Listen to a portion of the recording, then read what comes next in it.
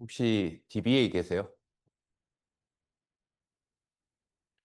DBA, DBA 분은 저기 시험 치러 가시고, 강의는 다 아실 내용이니까 오늘 데이터베이스 강의 하도록 하겠습니다. 저 집업반 멘토 맡고 있는 박교익이라고 합니다. 맞습니다. 저기 오늘 강의는 이제 공부를 이제 본격적으로 시작했어야 되는데 이제 시작하실 거잖아요. 그래서 뭐 본격적으로 시작하는 차원에서 저희가 이제 지금도 연합반 과정으로 운영을 하고 있고, 향후에도 연합반에서 도메인 강의는 계속 할 거예요. 할 거고, 해당되는 도메인 강의에서 제가 이제 DB를 맡았고, DB 강의가 이제 계속 될 건데, 그 중에 이제 제일 처음에부터 이제 시작하는 걸로 하고, 그 이후에 또 이 DB와 관련된 강의가 좀 진행될 예정입니다. 그래서 첫 강의는 죄송합니다. 제가 하나를 더 띄워야 되네.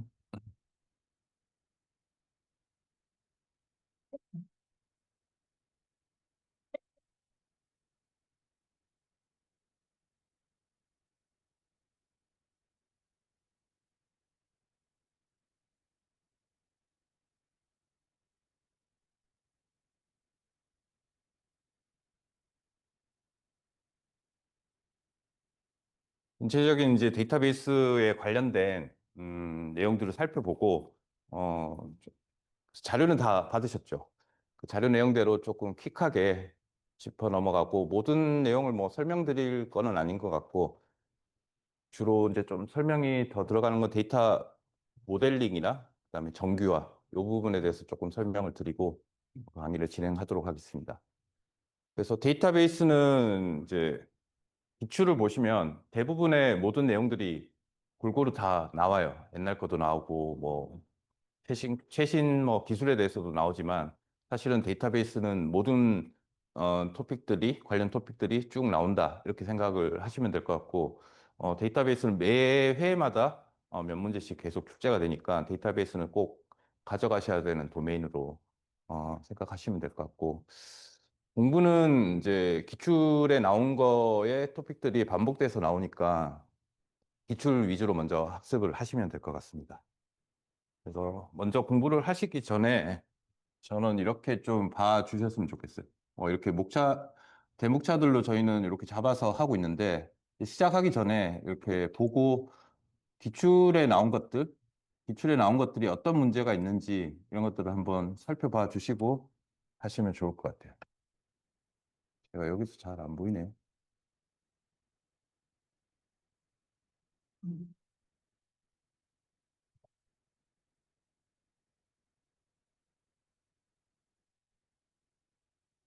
네, 예를 들면 데이터베이스 개론에서 뭐 데이터 독립성 이 부분들이 계속 많이 나오고 있죠. 그다음에 무결성에 대해서도 많이 나오고 있고 이런 부분들을 살펴보시면서 하시면 좋을 것 같습니다.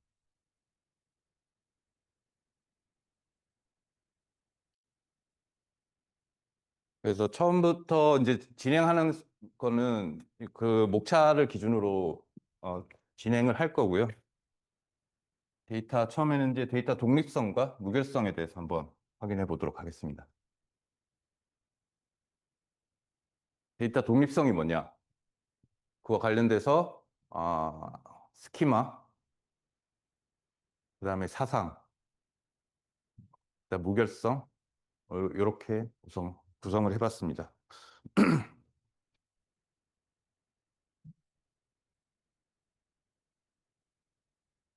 독립성에 대해서 정의부터 좀 가져가시면 뭐 단어가 뜻하는 바와 같이 독립적인 거죠. 그러니까 데이터 구조가 변경이 돼도 어플리케이션이나 응용단에서 아니면 인터페이스 단에서 서로 영향을 주지 않는 성질이라고 보시면 될 것 같고요. 이 문제가 이제 이 데이터 종속성에 대한 문제 때문에 이거를 해결하기 위해서 나온 거죠. 파일 시스템들이 실제로는 데이터 종속성이 문제가 된다는 거죠. 데이터 종속성이란 것은 어떤 게 변경이 됐을 때 얘도 이제 같이 변경이 되는 그런 문제점을 해결하기 위해서 데이터 독립성을 강조를 하고 있습니다. 그래서 실제로는 이제 변경에 대한 간섭을 최소화하는 것이 실제 이 데이터 독립성을 데이터 독립성으로 인해서 해결할 수 있는 문제가 되겠죠. 그렇게 나오는 게 이제 이게 3단계 스키마 아키텍처입니다. 이제 외계 내로 얘기를 하고 있죠. 뭐 어려운 개념은 아니고요. 이제 외부 스키마 같은 경우에는 이제 여기 앞단에 이제 유저들이 있겠죠. 유저들 있고 응용 프로그램이랑 연계가 되면서 거기서 바라보는 데이터베이스의 관점이 되는 거고, 이제 개념인 것은 이제 실질적으로 저희가 이제 ERD로 표현이 될 텐데, 그런 개념들의 스키마가 개념 스키마 될 거고, 내부 스키마는 그것이 이제 물리적인 저장소에 저장되는 그런 스키마가 3단계 스키마입니다. 이게 서로 이제 독립적으로 운영이 돼야 된다는 거.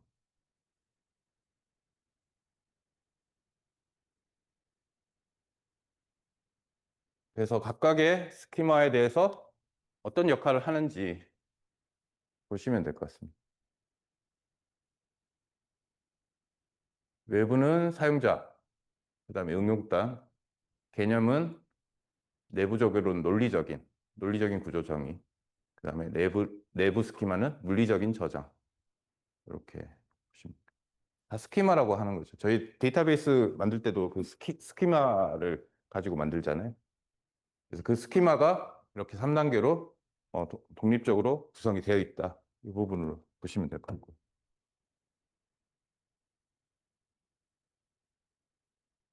그래서 이제 논리적 데이터 독립성이랑 물리적 데이터 독립성이랑 크게 이제 처음에 저희가 독립성을 가지고 얘기를 했잖아요. 그게 이제 논리적, 물리적 이렇게 나눠진다. 근데 논리적은 그러면 외부랑 개념이랑, 외부라는 게 이제 사용자 단위니까 사실 사용자의 요구사항이라고 보시면 됩니다. 그게 결국은 저희가 프로그램을 시스템을 구축할 때 데이터베이스를 만들잖아요. 데이터베이스를 만들 때 그러면 개념 스키마를 만들 거고, 외부 스키마랑 어떻게 이게 유기적으로 사상이란 게 이게 연결한다는 거잖아요. 매핑, 여기 보면 이제 매핑이라고 돼 있는데 연결하는 거니까 주로 이제 인터페이스 응용이랑 연결되는 인터페이스들이 되겠죠.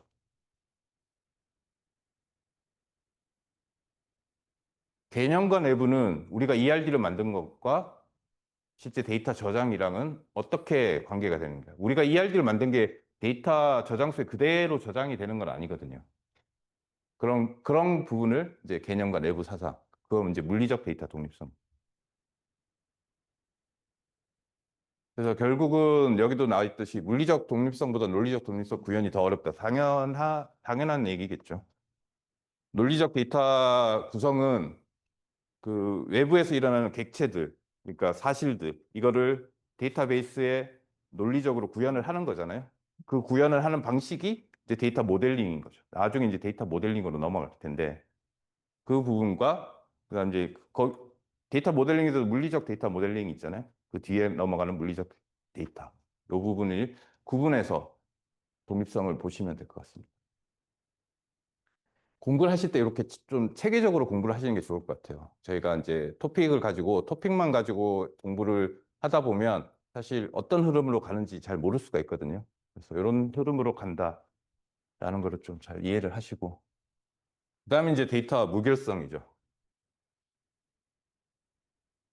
무결성의 이제 성질이 뭐 정확성, 완전성, 일관성, 유효성 이런 것을 이제 보장하는 원칙이라고 정의가 되어 있습니다. 결국은 이제 데이터 품질돼 있는데 데이터가 가져가야 할 최종 목표인 거죠. 무결성이라는 것이.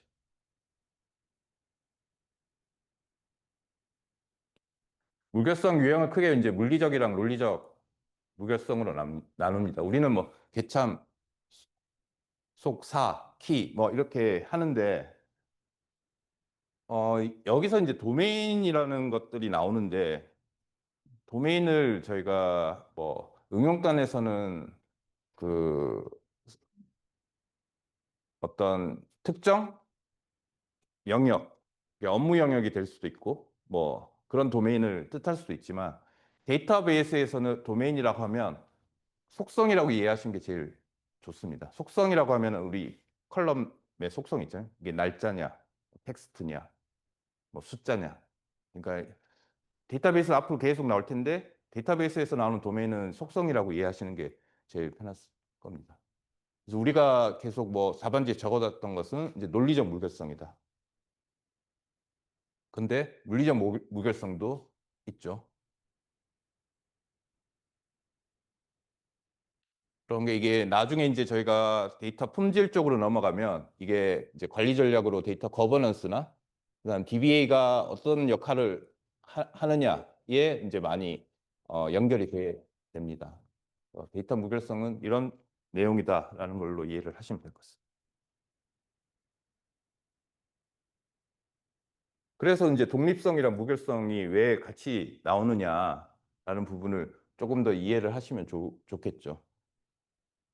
그러니까 스키마라고 하는 것이 이제 특히 이제 개념 스키마 같은 경우 우리가 ERD 같은 경우에는 이것을 논리적 구조도 정의해 주지만 이 무결성을 하기 위한 방법이라는 거죠. 그래서 이제 독립성과 무결성이 어떻게 연결이 되는지 이런 부분.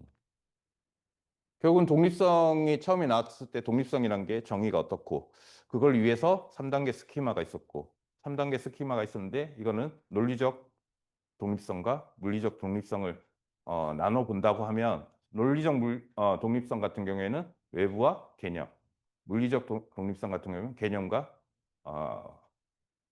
내부 이게 사상이 돼서 매핑이 돼서 운영이 되는 것이 독립성과 무결성의 관계입니다.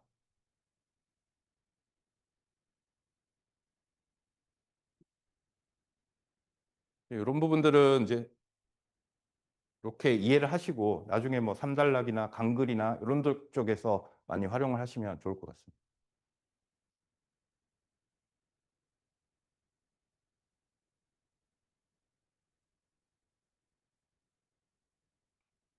그다음에 이제 데이터베이스 키부터 해서 이것도 이제 좀 개념적인 내용들인데 데이터베이스 키는 어떤 게 있고 그다음 무결성이 있는데 무결성의 제약 조건 아까는 이제 뭐 물리적 제약 조건이나 논리적 제약 조건이라고 했는데 거기에 대한 이제 제약 조건이 어떤 게 있느냐 객체 지향 데이터베이스는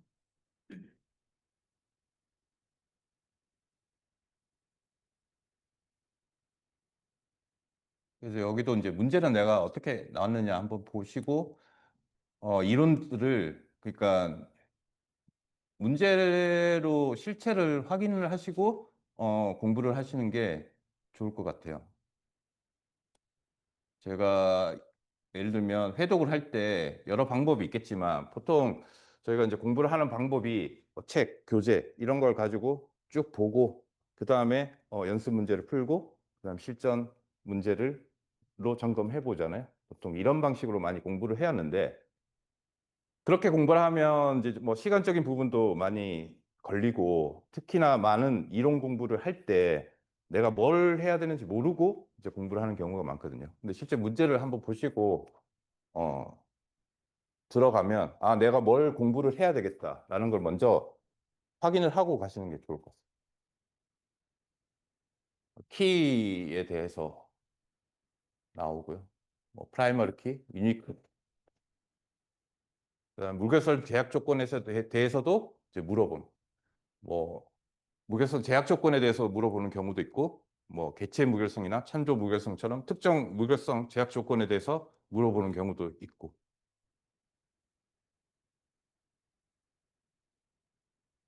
그다음에 뭐 객체 지향 프로그램 DB는 한번 출제가 됐더라고요.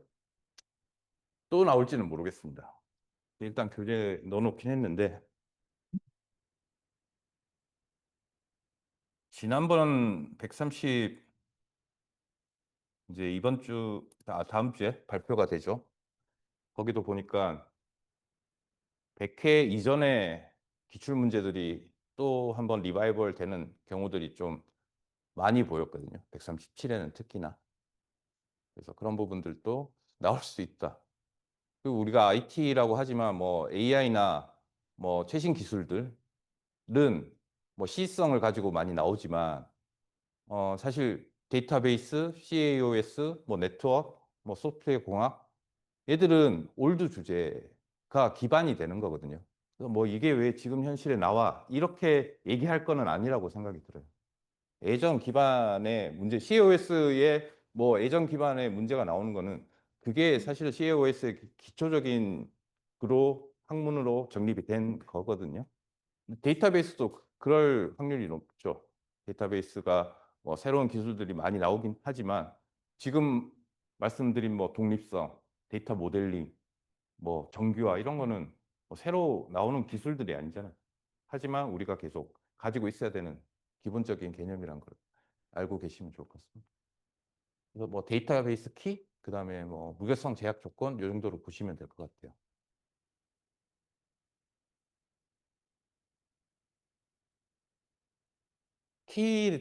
뭐 잘 아시죠? 뭐 응용을 하든 뭘 하든 뭐 저희가 데이터베이스 설계를 하면 뭐 기본적으로 키를 어떻게 가져가야 되나 이런 부분들이 많기 때문에 키로 나오는 것들이 이제 결국은 이제 테이블이 뭐 하나로만 우리가 할 게 아니고 전부 다 이제 관계를 가지고 이 데이터들의 관계된 데이터들을 가져와서 보여주는 것이 응용 프로그램들이니까 결국은 그거를 이제 식별하고 그다음에 연결하고 구분할 때 쓰는 속성이나 속성 집합이다. 이렇게 정의가 되어 있습니다. 역할 같은 경우에는 뭐 길목 방지, 관계 정의, 무결성 보장 뭐 이렇게 되어 있죠. 저는 뭐 이렇게 1번 첫 번째 정의, 그다음에 역할 뭐 이런 부분들은 일단락에 좀 풍부하게 써주는 게 답안 구성에 좀 저는 좋다고 생각합니다. 저는 일단락에 뭐 정의 두 줄, 이게 정형화 된 포맷은 아니라고 생각하거든요. 그래서 일단락에는 정의 플러스 내가 뭘 여기에다가 정의에다가 뭘 더 살을 붙여야 될지 이 부분을 좀 더 생각하고 답안 작성해 주시면 그게 저는 고득점 포인트라고 생각이 듭니다. 그리고 그거는 학습할 때도 실제로 정의만 쓰는 게 아니라 이 역할이나 필요성이나 배경 이게 같이 나오는 게 내가 정의를 정확하게 아는 데 훨씬 도움이 되거든요. 그냥 추가로 암기하는 사항이 아니라 내가 정의를 좀 더 잘 알기 위해서 뭐 필요성이나 뭐 특징 이런 부분들은 같이 세트로 가져가셔야 돼요.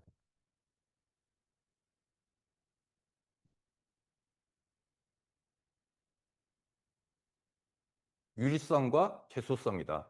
핵심 속성, 유리성과 최소성을 꼭 염두에 두시고 유리성은 고유한 성질이 되겠죠. 고유하게 식별이 가능한 성질. 최소성은 이제 최소의 속성으로 가져가야 된다. 그래서 여기 키별로 보면 슈퍼키, 후보키, 기본키, 대체키 뭐 이렇게 돼 있는데 슈퍼키만 유일성 만족이고 나머지는 유일성, 최소성을 모두 만족하는 거예요. 그래서 슈퍼키가 가장 바깥에 제일 범위가 큰 키의 종류가 될 겁니다.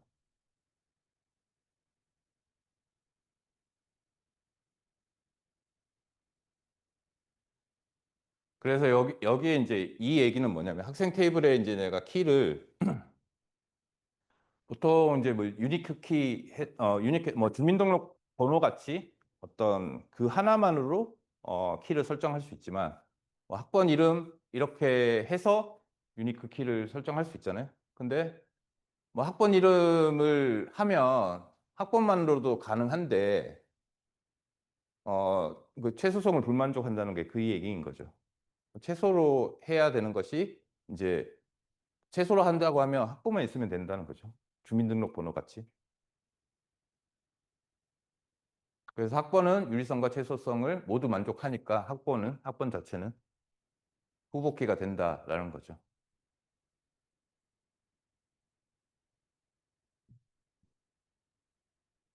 학번 주민번호 이것도 마찬가지죠. 어떤 개인을 특징을 할 때 학번으로도 특징을 할 수 있고 학번만으로도 특징할 수 있고 주민번호만으로도 특징할 수 있으니까 하나만 해서 해도 충분한데 이제 학번 주민번호를 같이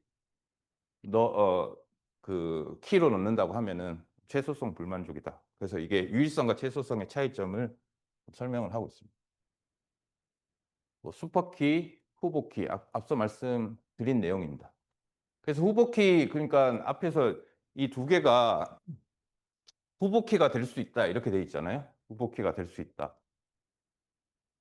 후보키가 될 수 있다. 학번은 유일성, 최소성을 모두 만족하니까 후보키가 될 수 있다. 주민번호도 마찬가지죠. 만약 주민번호만 있으면 유일성과 최소성을 모두 만족하니까 후보키가 될 수 있다. 그럼 후보키가 뭐냐? 그 최소성을 만족하니까 기본키가 될 수 있는 후보가 되는 거죠. 그래서 슈퍼키랑 후보키 이렇게 같이 묶어서 보시고 그 다음 기본키랑 대체키가 되는 거예요. 그래서 이제 테이블에 내가 기본키로 설정할 수 있는 대표 키가 기본키가 되는 거고 기본키가 아닌데 후보키의 저기 성질을 만족하는 거는 이제 대체키가 되는 거죠. 그러니까 후보키가 뭐 세 개가 있는데 하나를 기본키로 설정하면 나머지 두 개는 대체키가 되겠죠.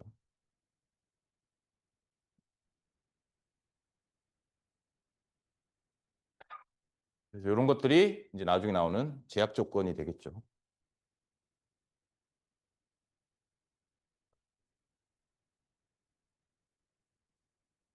너무 쉽죠. 이걸 제가 강의를 하고 있는 게 좀 그렇긴 한데 어쨌든 쭉 그냥 한번 어떤 내용이 있다 한번 보시는 차원에서 보시면 될 것 같습니다.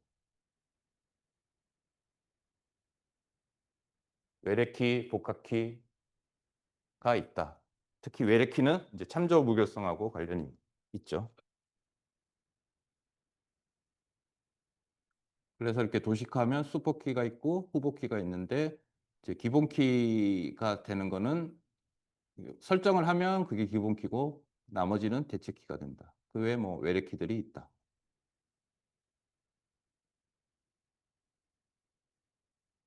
무결성 앞에서도 나왔는데 정확성, 일관성, 유효성, 완전성 뭐 이런 것들이 가지고 있는 성질, 제약 조건.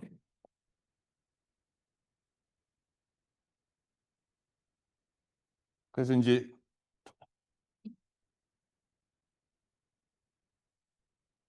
무결성 제약 조건들이 나오는데요. 여기 뭐 도메인부터 나왔는데 도메인이 아까 말씀드린 것처럼 속성입니다. 속성. 그래서 뭐 그 속성이면 속성에 대한 타입을 어떻게 지정할 거냐 이게 이제 기본 내용들이 제약 조건이 되겠죠.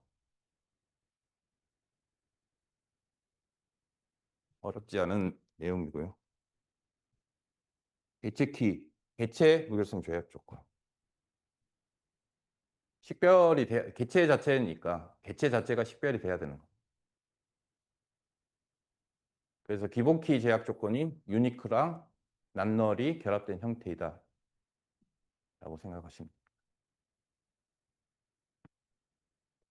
외래키는 낱널은 아니죠. 그래서 기본키랑 좀 차이가 있는 거고요. 참조 무결성.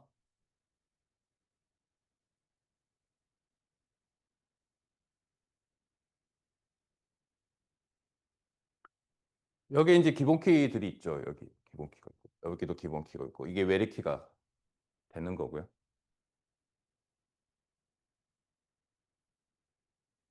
그래서 테이블과 연결되는 정보를 가져가야 될 때 어떤 무결성 제약 조건이 있냐 이거를 얘기를 하는 거고 옵션들도 있고요.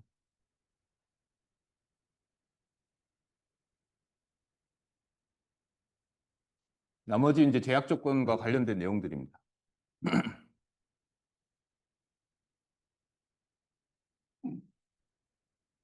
객체 지향 데이터베이스는 한번 읽어보십시오. 또 나올 수도 있을까 해서 그냥 넣어놓은 건데, 예, 한번 보십시오. 대부분 관계형 데이터베이스고, 현재도 뭐 관계형 데이터베이스를 많이 쓰고 있죠.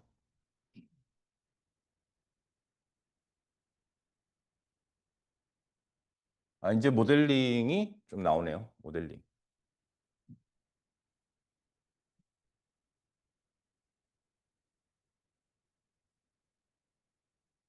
모델링이 좀 데이터베이스에 꽂히지 않을까 그렇게 생각하고 있습니다. 그래서 계속 반복적으로 나오는데 이제 데이터 모델링 지금까지 이제 기출 문제를 보면 데이터 모델링에 관한 문제들이 나왔죠. 데이터 모델링에 대해서 설명하시오. 이렇게 나왔고 137에도 나왔었나요? 나왔었죠. 그죠? 그래서 보통 개념물 뭐 이렇게 하고 가시잖아요. 아니면 뭐 요괴눈물 뭐 이렇게 하고 가시는데 이제 개별적으로도 물어보지 않을까라는 생각이 듭니다. 그래서 개념적 모델링, 논리적 모델링, 물리적 모델링. 이 개념적으로 내가 1교시에 어떻게 1교시에 나오면 어떻게 대응을 할까? 이 부분도 한번 생각을 해 보십시오.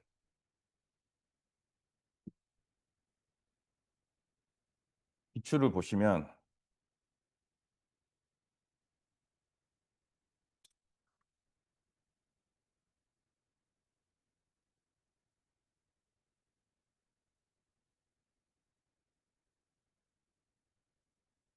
많이 나오죠. 이거는 다 모아놓긴 했는데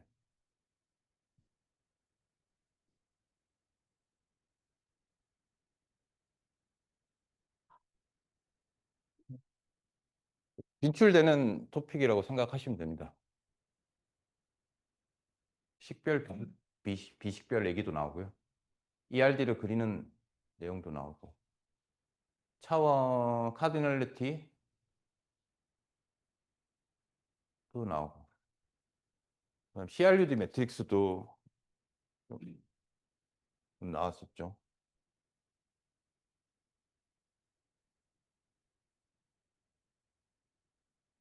CRUD 매트릭스까지 해서 내용들을 살펴보겠습니다.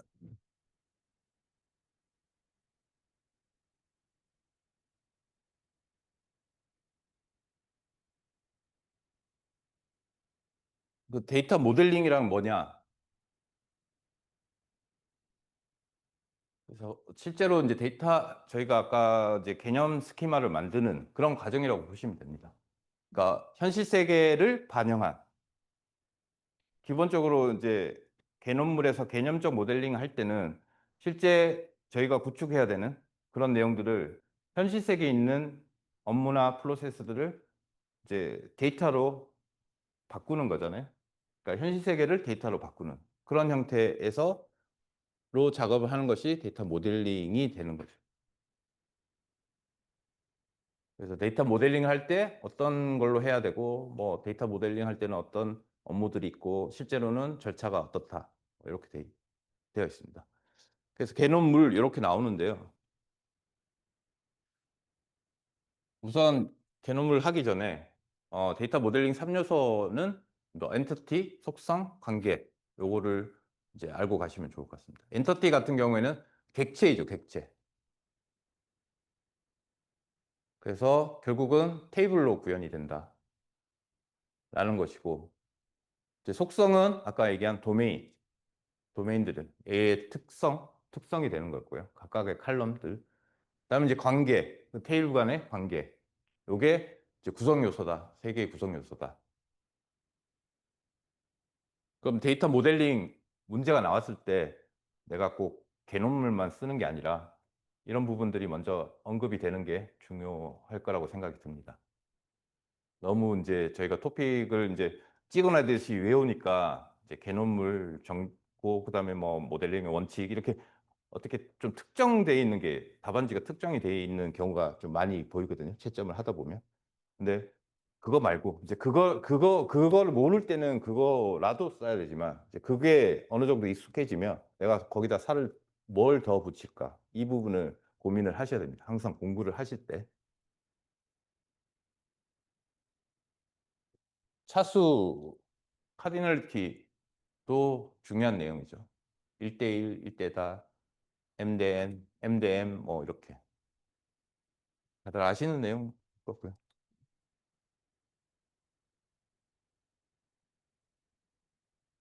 그 카디널리티가 이제 두 가지 종류가 긴 있거든요. 카디널리티 이렇게 관계된 1대1, 1대 N, 1대 M 대 N 이것도 카디널리티고 그 테이블에 보면은 그 레코드 각 값마다의 차수 그것도 카디널리티라고 합니다. 이제 문제에 어떤 게 나왔을 때 어떤 걸 적어야 되는지는 상황을 보고 적으시면 좋을 것 같아요.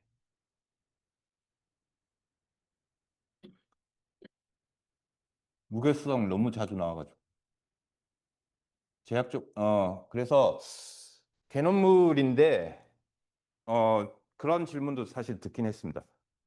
요게 논문을 적어야 되냐, 개논문을 적어야 되냐. 요게 논문인데 개논문만 적으면 잘못된 거 아니냐. 뭐 이렇게 말씀하시는 부분도 있는데 음, 데이터베이스 아키텍처 가이드 문서가 있어요. 그게 이제 2013 버전 있고 2020 버전 있는데 거기는 요구사항이 없어요. 실제로는. 개념은 개념적 모델링에 요구사항 분석이 들어가 있는 거예요. 그래서 실제로 개념적 뭐 당연한 얘기일 거 아니에요. 개념적 모델링 할 때 요구사항 분석을 하고 이걸 모델링을 할 거잖아요. 그래서 요게 논문을 적는 게 틀린 건 아니지만 개논문을 적었다고 이걸 틀리다고 만약에 그건 이제 누군가 채점관이 그렇게 했을 거잖아요. 그러면 뭐 그렇게 채점을 할 수는 있겠죠. 할 수는 있는데 그분이 이제 요게 논문을 너무 자기가 공부할 때 요게 논문이라고 생각을 했다라는 정도로 알고 계시면 될 것 같습니다. 실제로 데이터 아키텍처 가이드에는 개논문로 돼 있어요. 그리고 요구사항 분석은 뭐 개념적 모델링에 들어가는 내용입니다. 근데 그럼 나는 어떻게 써야 되냐? 요게 논문을 쓰십시오. 그 안전하게 가야죠. 배운 그 채점관들이 이제 뭔가 다 달라요. 어떻게 이제 자기의 지식을 가지고 다 채점하는 거거든요. 그런 부분도 있다라는 걸 알고 계시고. 근데 2013 버전에 2020 버전이 있다고 했는데 2020 버전에는 사실 개랑 개론도 나누지 않고 이걸 하나로 보고 있습니다. 그 얘기는 사실은 개론물, 개념이랑 그다음에 논리적으로 ERD로 이제 가져가는 건데 이거를 딱히 구분하는 게 명확하지가 않거든요. 그렇기 때문에 2020 버전에는 그것도 합쳐놨는데 뭐 그 DAP 시험 아시죠? 데이터 아키텍처 프로페셔널 그 시험에 보면 그 거기도 이제 2013 버전으로 또 나오고 2020 버전으로도 나오고 그렇게 되어 있어요. 2020 버전이 뭐 완전한 기준이다 이렇게 판단하지 않거든요. 그래서 뭐 개념물이 이제 전통적으로 나오는 부분이니까 그렇게 알고 계신 대로 학습하시면 될 것 같아요.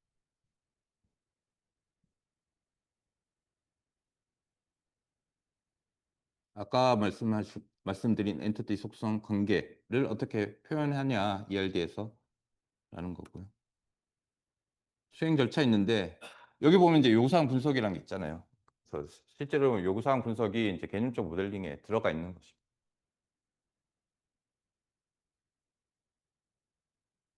그래서 이거도 이제 공부를 조금 더 심화적으로 하시면 이렇게 개념, 논리, 물리를 별도로 1교시에 내가 어떻게 쓸 거냐 이거를 고민을 좀 하시면 좋을 것 같습니다. 결국 저희가 이제 쓸 때 뭐 다들 뭐 1달러 정의, 2달러 요괴 논물 도시가 그리고 2-2에 뭐 개논물 해서 세분행 적자는 세분행 적는 게 뭐 이런 내용들이긴 하겠지만 이것도 정확하게 알고 계시면 좋을 것 같습니다. 그래서 개념적 모델링 요구사항 분석을 하고 주핵관이라고 저는 예전에는 제 DAP 시험을 대비할 때는 주핵관이라고 외웠는데 주핵관이 뭐냐면 이제 주제 정의, 주제 정의하는 게 이제 요구사항 이렇게 요구사항 분석하고 어떤 걸 할 거냐 뭐 이런 거고 핵이 이제 핵심 엔터티를 추출하는 것이죠. 결국 우리가 테이블로 나오는 것들 그걸 추출을 하고 관계를 정의한다. 거기에 플러스 이런 것들이 관계로 좀 넣으시면 되겠죠. 넘어가기 전에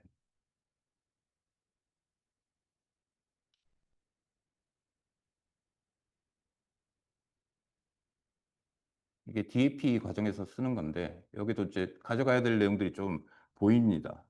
그래서 DAP 그러니까 제가 이제 뭐 주간 모의고사나 모의고사를 출제를 할 때 DAP에 있는 내용들을 좀 가져와서 내기도 하거든요. 왜냐하면 뭐 참조할 수 있는 자료가 적당하지 않을까요? 그래 그다음에 데이터베이스에서 제가 참조하는 것들이 DAP랑 그다음에 ADP 있죠.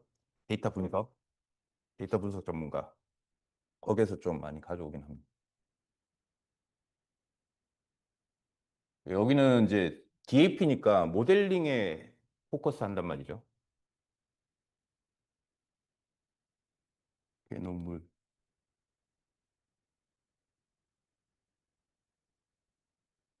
주객관이 이겁니다. 주제 영역을 정하고 핵심 엔터티를 도출해서 그들 간의 관계를 정의하는 것. 이게 개념적 데이터 모델링의 정의라고 생각하시면 됩니다. 주제 영역을 정하는 게 요구사항을 분석을 한다라는 것을 생각하시면 될 것 같고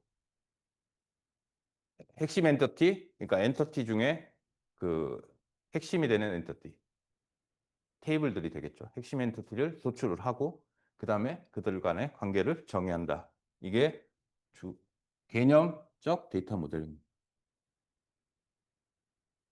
주제 영역이 뭐냐? 보통 이런 것들이 되겠죠. 프로세스.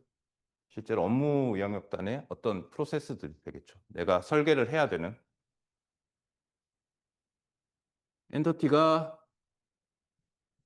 물리 모델에서 테이블로 담는데 이제 ERD에 나오는 하나의 어, 개체가 되는 거고 이게 엔터티가 되는 겁니다. 그래서 여기는 이제 DA 샵으로 많이 그리는데 이 샵이 있는 게 이제 기본키가 되는 거죠. 샵으로 표시한.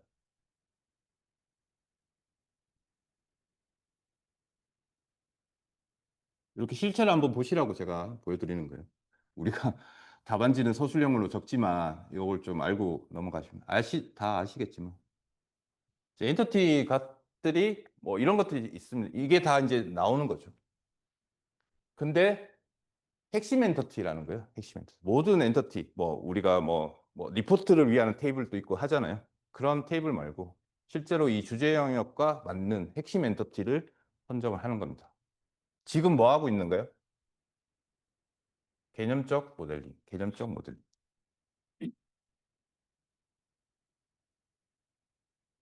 이렇게도 나옵니다. 뭐 엔터티는 어떻게 분류하냐? 우리가 엔터티는 뭐키 엔터티가 있고 메인 엔터티 있고 액션 엔터티가 있고 이런 내용도 있습니다. 문제를 내려면 이렇게도 낼 수도 있겠죠.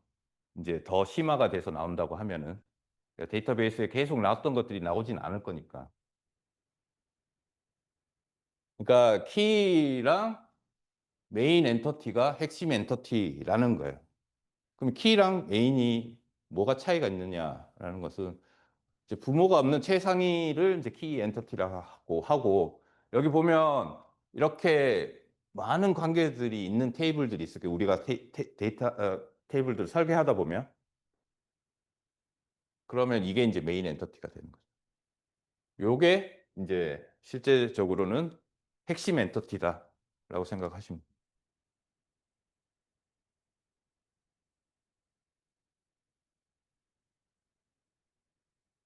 이제 주핵관에서 관계가 나오는 거죠. 관계를 이렇게 표현하고 아까 뭐 카디널리티에서도 나왔죠.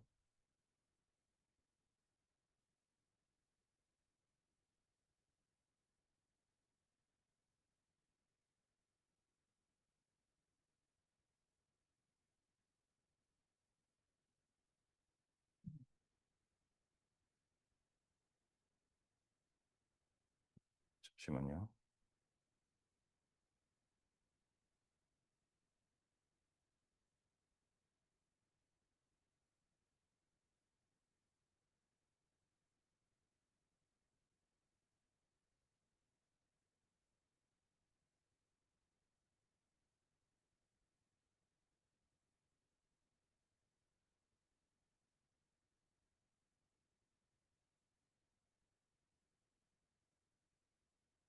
관계는 뭐 잘 아시죠?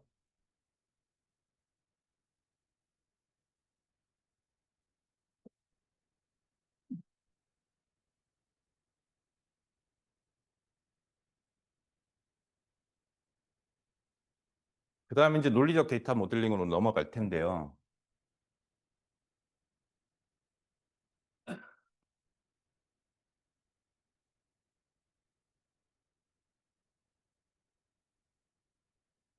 이걸 먼저 보시는 게 나을 것 같은데.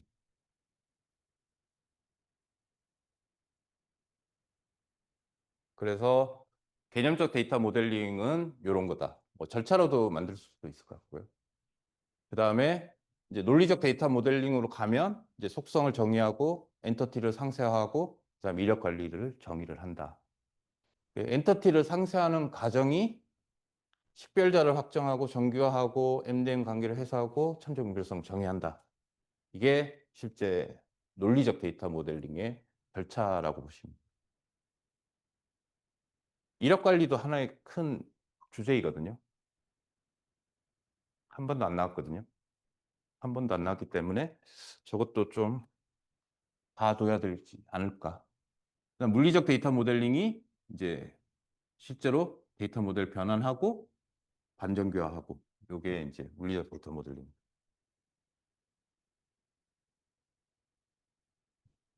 지금 보여주시는 자료는 저희가 지금 없는 거죠. 이거는 제가 드릴 수가 없어요. 이게 저도 이게 저 밑에 보시면 있잖아요.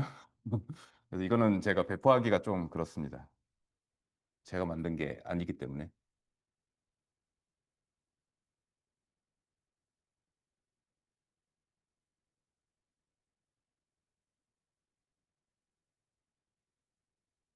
커논모가 이거죠. 데이터 모델링 할 때 기본 원칙 하면서 저 커논모로 했었는데 커뮤니케이션 원칙, 모델링 상세 원칙, 논리적 데이터 모델링.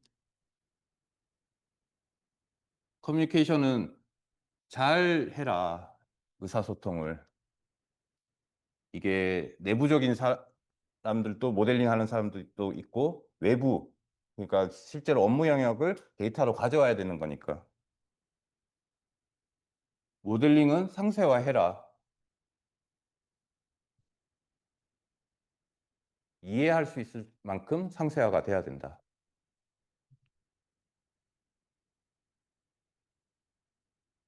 개념과 실체 이게 있는데 저도 이거 공부를 하면서 되게 좀 이 부분이 좀 와닿았던 부분인데 이제 개념이라 이 데이터 테이블이라고 하더라도 우리가 이제 어떻게 보면 하나의 엔터티지만 개념과 실체가 있어요. 그러면 이제 도서라는 테이블이 있고 도서 번호, 도서명, 출판사 뭐 이런 정보들이 있는 테이블을 상상을 해보시면 자, 이런 것도 하나의 엔터티가 될 거고 그 다음에 이제 보유 도서가 있겠죠. 도서관을 생각하시면 도서관 관리 시스템이라고 생각을 하시면 이제 도서에 대한 엔터티도 만들 거고 그 다음에 보유 도서라는 것도 만들 거예요. 그럼 내가 도서관에서 책을 빌릴 때 예를 들어서 하나의 책이 세 권이 있을 수 있잖아요. 그러면 도서관 관리 시스템에서는 세 권의 책을 관리를 해야 될 거잖아요. 하나의 이름이라고 하더라도.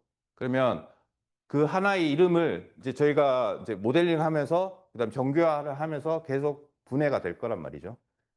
그럴 때 개념은 얘 책의 이름 하나를 가지고 있는 개념적인 책이 이 개념적인 엔터티가 될 거고 그럼 내가 각각의 뭐 되어 중인지 반환이 되는지 확인하려면 각각의 세 개 같은 책이라 같은 제목의 책이라 하더라도 세 개가 별도로 분리돼서 테이블화 될 거잖아요. 요게 이제 실체라는 거. 그만큼 상세화가 돼야 된다는 거예요. 얘기는, 이제 하고자 하는 얘기는, 이게 상세 원칙의 내용입니다. 우리가 컨업물을 썼지만, 컨업물을 쓰긴 썼지만, 이 내용을 알고 썼을까라는 거는 또 다른 문제. 이게 왜 자꾸 넘어가요?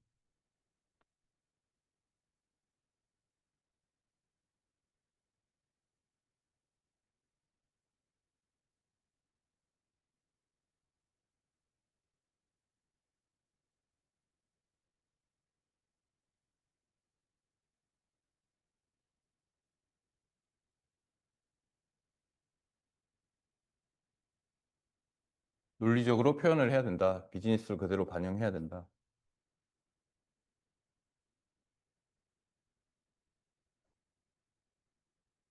지금은 이제 논리적 모델링으로 넘어가겠습니다. 여기 내용들을 쭉 이렇게 보시면 다들 출제가 될 내용들이에요. 출제가 됐거나 개념 데이터 모델링이 나왔고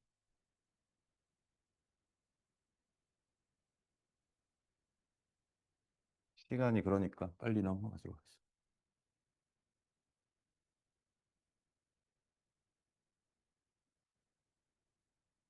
식별자 얘기도 나중에 좀 다시 할게요.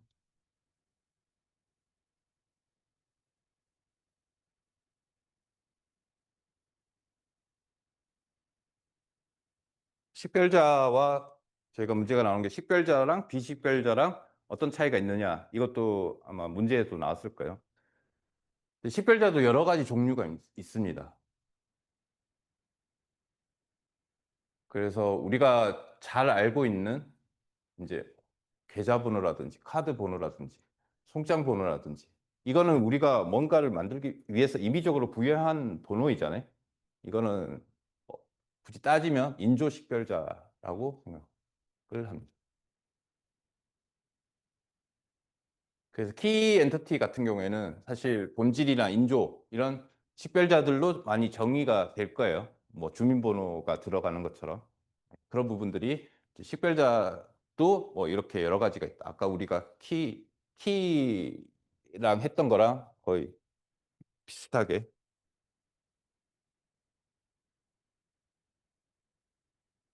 식별자 내용이 뭐 많죠. 식별자 자체가 어떤 거를 식별자로 할 것이냐라는 것이 데이터베이스 설계에서는 가장 중요한 내용들이거든요.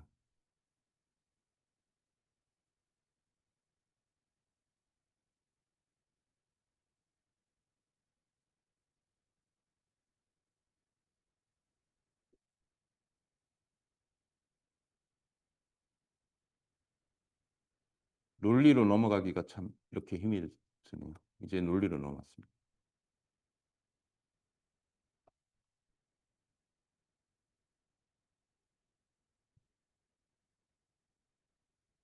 여기 정의부터 먼저 챙겨보시면 제가 지금 배포한 내용들은 좀 뭐 답안지 쓸 내용들로 좀 좀 정리를 해서 한 거고 제가 이걸 보여드리는 내용은 실질적인 의미를 좀 아시라고 보여드리는 거니까.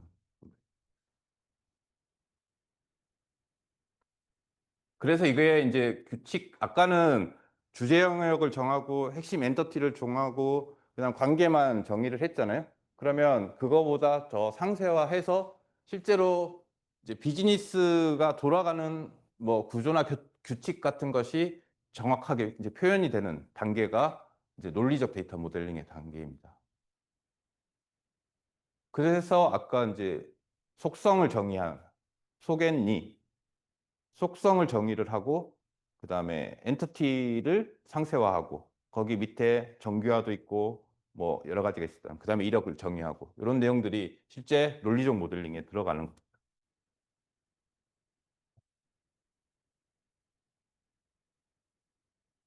그래서 결국은 여기서 ERD가 그려지는 거죠.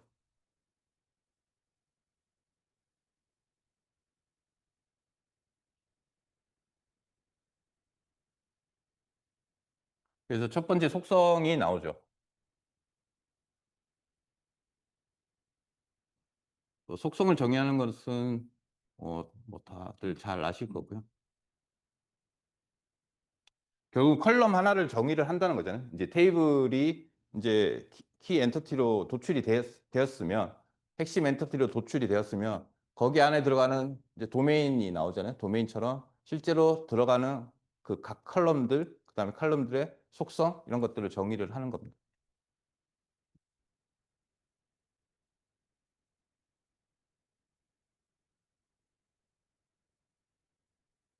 그래서 속성 검증, 확정, 이 부분이 이제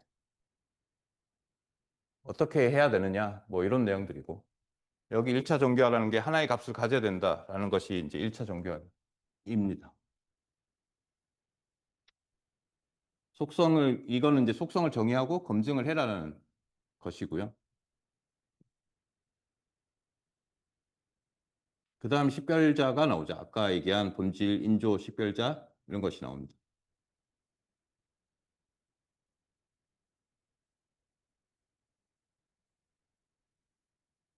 그래서 이 테이블을 잘 살펴보시면 그 식별자 위에 샵 붙어 있던 것이 있었잖아요. 그러면 얘가 보면 이게 실제 본질 식별자에서는 누가 무엇을 언제 어디서라는 것들이 실제로 있어요. 우리가 그렇게 보지는 않았지만 뜯어서 보면 그렇게 보입니다.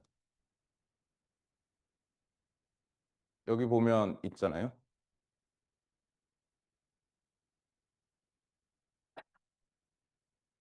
누가 대여 고객, 무엇을 대여 차량 번호, 언제 대여 일자, 어디서 대여 사무소 번호, 이렇게 있는 것처럼 이런 것들이 본질 식별자가 된다는 겁니다.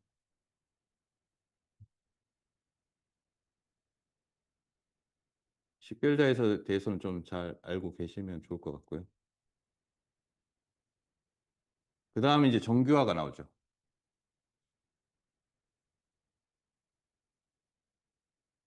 정규화는 제가 뒤에서 따로 해놨으니까 그때 가서 같이 보도록 하겠습니다.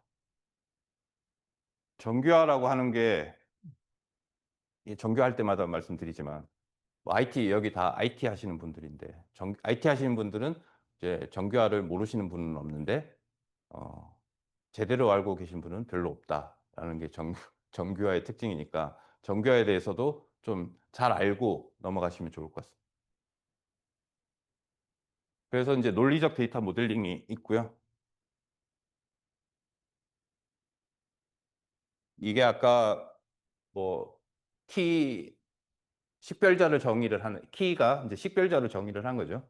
그다음에 이제 관계는 이제 설정을 하고 데이터 타입 이제 속성에 대해서 정의를 하는 거죠. 그다음에 정규화를 수행하고 이 내용들이 아까 보여드린 내용이랑 동일하게 있습니다.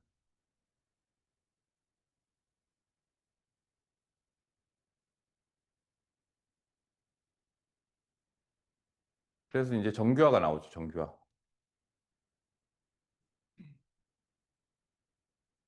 정규화는 잠깐 쉬고 10시부터 시작하도록 하겠습니다.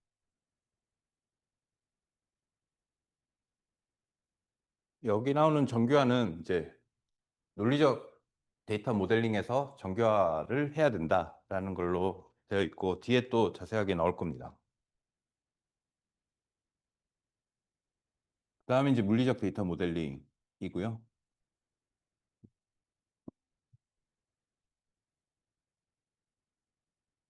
보면 이제 논리적 데이터 모델링 기반으로 DBMS에 맞게끔 변환하는 과정이다라는 것이 이제 물리적 데이터 모델링이거든요.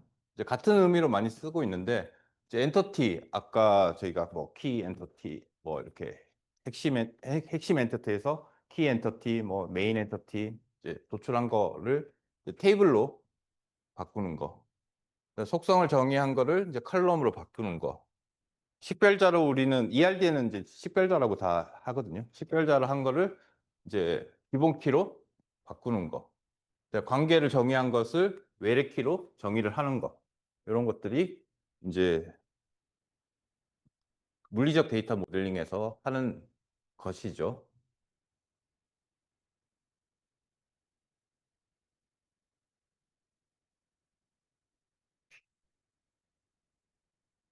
그다음에 이제 역정교화가 물리적 데이터 모델링의 하나의 내용이죠. 결국은 데이터 정교화를 하게 되면 데이터 정교화가 이제 무손실 분해잖아요. 분해를 하는 거거든요. 계속 이제 분해를 하는 과정입니다. 그게 보통 실무적으로는 뭐 1차, 2차, 3차까지 하는데 뭐 BCNF도 있고 4차, 5차도 있죠. 4차, 5차도 있는데 실무적으로 거의 안 할 거예요, 아마. 그것까지는. 근데 그렇게 했다 하더라도 이제 퍼포먼스 측면에서는 이제 물리적 데이터 모델링에서는 역정교화라는 것을 해서 이제 분해를 하면 할수록 이제 조인해야 될 게 많으니까 거기서 성능 부분들이 영향을 미치니까 거기에 대해서 이제 역정교화를 하는 거죠. 역정교화하는 것이 뭐 테이블도 통합할 수 있고 컬럼을 추가할 수도 있고 뭐 분할을 할 수도 있고 저희 특히 뭐 통계, 뭐 계산하는 테이블들 이런 것들은 안에다 계산해서 넣어버리잖아요. 그런 것들 자체가 전부 다 역정교화라고 보시면 돼요.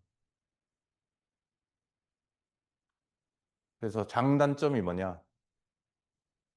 성능 향상되고 조인 구문이 줄어들고 하지만 또 반대되는 걸 일관성을 유지하기 뭐 데이터 수정되는 것도 여기서 수정된 것들이 저기도 반영이 돼야 되는데 그게 조금 안 될 수도 있고 이런 부분도 있기 때문에 이게 이제 트레이드 오프가 되겠죠.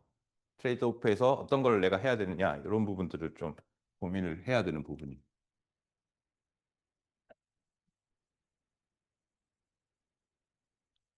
그다음 이제 CRUD 매트릭스인데요. CRUD 매트릭스는 뭐 데이터에서도 쓰지만 어플리케이션에서도 쓰죠. 그래서 프로세스랑 엔터티를 나눠서 이게 크리에이트냐, 리드냐, 업데이트나 딜리트냐 이걸 나눠서 결국은 이런 작업이 있느냐라는 것을 확인을 하는 것이죠.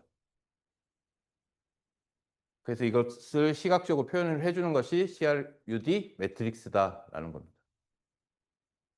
어려운 내용은 아니고요. 중요성 뭐 이런 것도 한번 보시면 될 것 같고요. 기출이 된 거라서. 그래서 이제 정교화가 나오는데 이상현상부터 함수적 종속성, 그다음에 이제 정교화 이렇게 넘어가도록 하겠습니다.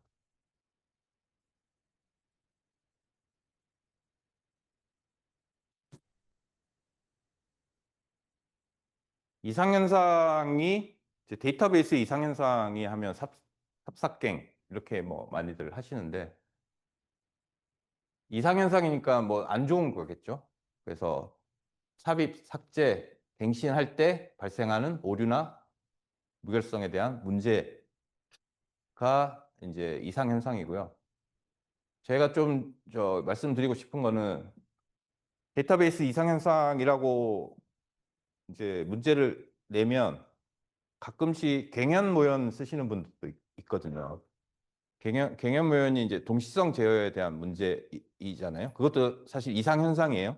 이상현상인데 걔는 뭐라고 하냐면 동시성 제어의 이상현상이라고 명시적으로 아마 그렇게 나와야 갱연모연을 쓰시면 되고 데이터베이스의 이상현상이라고 하면 삽삭갱을 쓰셔야 되는 겁니다. 그래서 그거 나중에 할 때도 조금 헷갈리지 마시고 많은 분들이 좀 헷갈려 하시는 분들이 있더라고요. 갱연모연이 좀 더 임팩트가 있어서 그런지 모르겠지만 그래서 삽삭갱을 이제 이상현상이고 이게 문제가 있으니까 그럼 어떻게 해결할 거냐? 기본적인 게 이제 정규화입니다.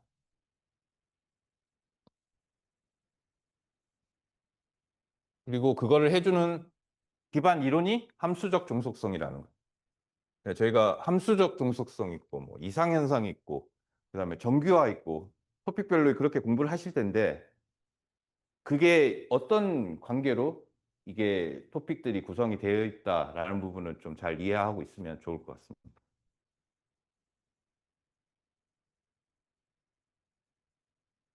내용들 보면 뭐 삽입, 갱신, 삭제 내용들 예제를 보시면 금방 아실 수 있을 것 같고요. 정교화를 해서 이 부분들을 문제가 발생하지 않도록 한다. 함수적 종속성 결정자와 종속자가 나오는데 이 결정자와 종속자는 나중에 정규화할 때도 이게 결정자와 종속자 가지고 어떤 정규화 몇 형의 정규화에서 이게 나오는지도 나올 거예요. 그래서 결정자가 뭐냐, 종속자가 뭐냐라는 것을 잘 알고 있으면 좋을 것 같아요. 그 학번이 뭐 대표적으로 뭐 주민번호랑 이름 뭐 이렇게 나오고 뭐 출생지 뭐 이런 것들도 나오는데 그게 주민번호 또는 학번 이게 이제 결정을 하는 거죠. 이 결정자가 있으면 동석자 학생 이름은 학번으로 보면 이게 학생 이름이 나올 수 있다라는 것이 결정자와 종속자의 관계입니다. 그래서 부분함수 종속, 완전함수 종속, 뭐 이행함수 종속, 다치 종속 이게 이제 정규형에 해당되는 정규형이 보이죠. 그거와 관련된 게 암스트롱 공리가 있고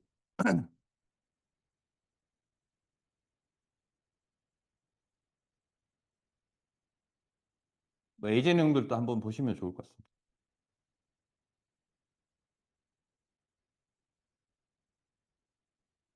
요걸 잠깐 보시고 아까 그 자료로 다시 넘어갈게요. 제1정규형, 2정규형, 3정규형, BCNF 이게 이제 기본적으로 요 정도까지를 많이 할 거예요. 정규화 과정에서는.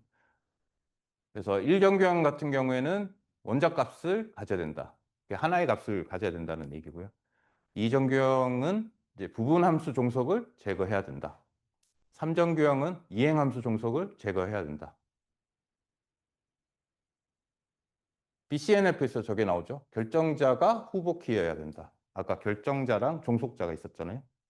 결정자가 후보키여야 된다.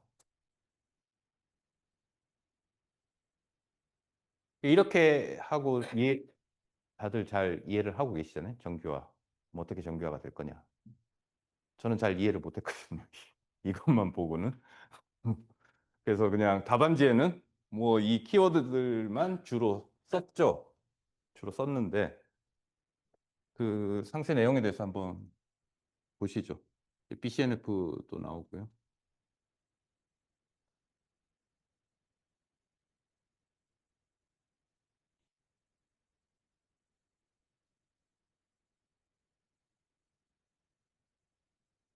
정규화 과정입니다. 1정규화부터 나오죠. 아까 원자성이라고 하는 게 하나의 값을 가져야 된다라고 얘기를 하는데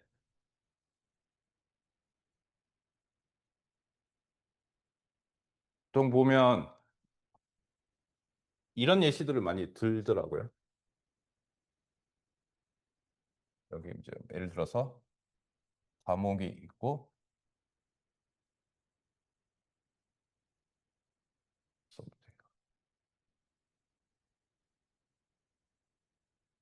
뭐 이렇게 되면 안 된다라는 것을 뭐 일정규형의 예를 많이 들던데 이거는 뭐 기사 시험에서 정도 많이 나올 얘기인 거고 이렇게 요즘 쓰지도 않고 그죠? 테이블 할 때 이렇게 입력이 되지가 않잖아요.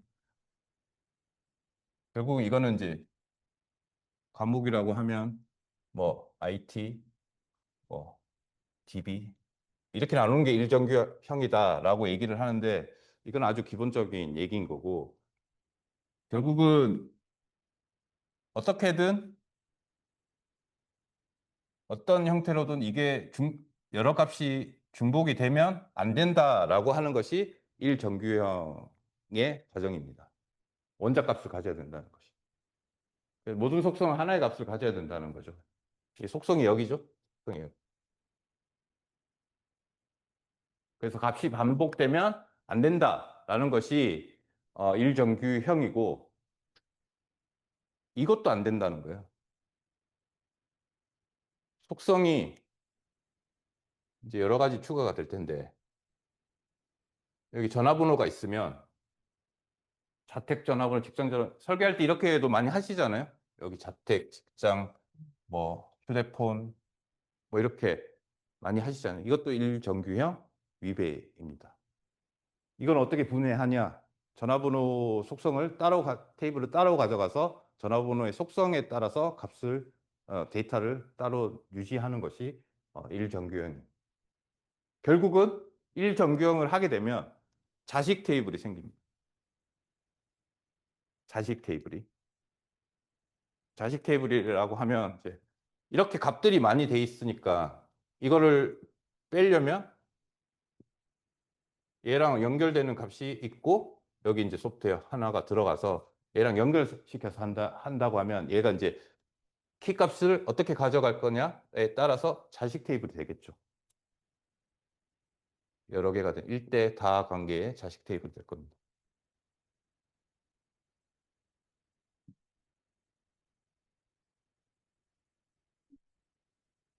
그 다음 이 정규형의 정의를 한번 보세요. 식별자가 아닌 모든 일반 속성들, 그러니까 일반 속성이라고 하면은 그 키가 아닌 일반 속성들은 모든 식별자 전체 속성에 완전 종속돼야 된다. 이게 이정규형 할 때 우리 부분 종속 함수 얘기하잖아요. 그 얘기입니다. 그러니까 식별자가 아닌 속성들. 여기에 이제 뭐 학번이라고 하면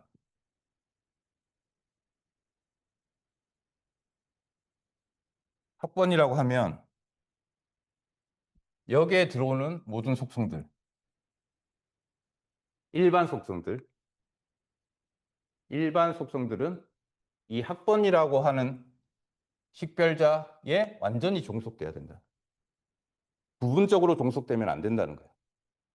나중에 A씨를 보여드릴게요. 그러면 이게 뭐가 되냐면 부모가 생성이 된다고 했잖아요. 이 얘기는 뭐냐면 여기에 어떤 항목들이 여기에 이제 과목 코드가 있다고 하면 이 과목 코드로 관련된 속성들이 있다는 거예요. 이 얘기는 이 학번이라고 하는 게 여기 있는 게 모든 학번에 속해야 되는 속성들이어야 되는데 과목 코드가 하나 있고 과목 코드와 관련된 속성이 있으면 얘는 별도의 테이블이 만들어지고 이게 모태브일이 된다는 거예요. 과목 코드. 그 다음에 이와 관련된 속성들. 그래서 부모 테이블이 생성이 됩니다. 얘랑 얘랑은 동등한 관계가 될 거예요. 얘의 자식이 아닌. 과목이랑 학번이는 다른 엔터티잖아요. 이게 이 정규형입니다.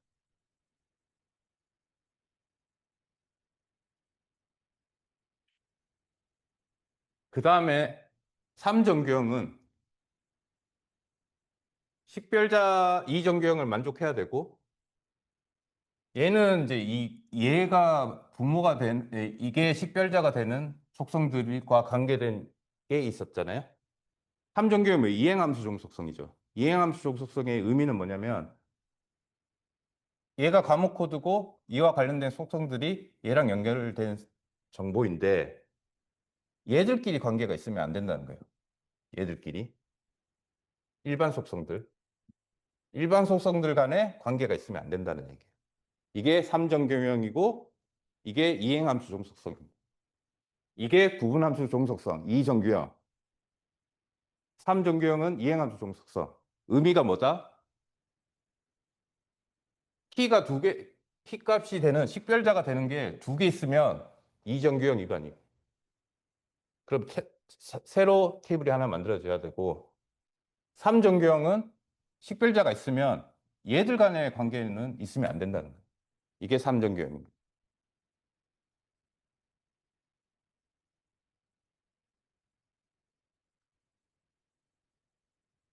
그래서 예를 들면 이렇게 나오죠.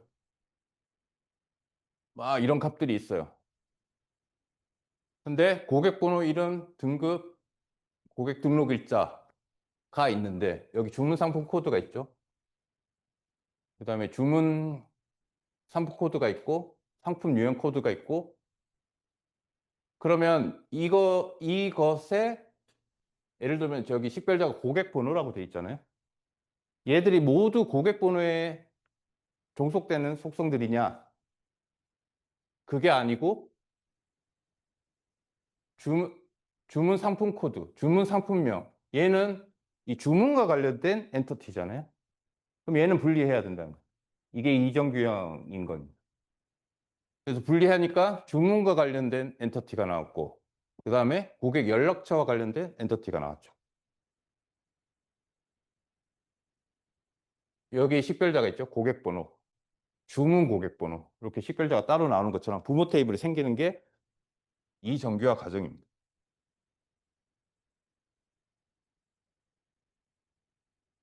아, 여기서 봐야 되군요. 이정규화 과정. 여기 보면 주문이랑 상품이랑 나눠져 있죠.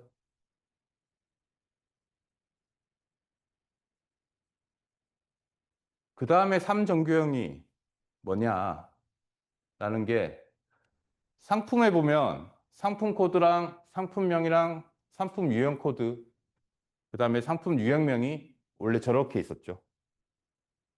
저렇게 있었는데 지금 상품 코드 아래에 상품명이랑 상품 유형 코드랑 상품 유형명이 이렇게 저렇게 있잖아요. 그런데 주 식별자 아래에서 상품 유형 코드랑 상품 유형명은 별도의 관계를 가진다는 거예요.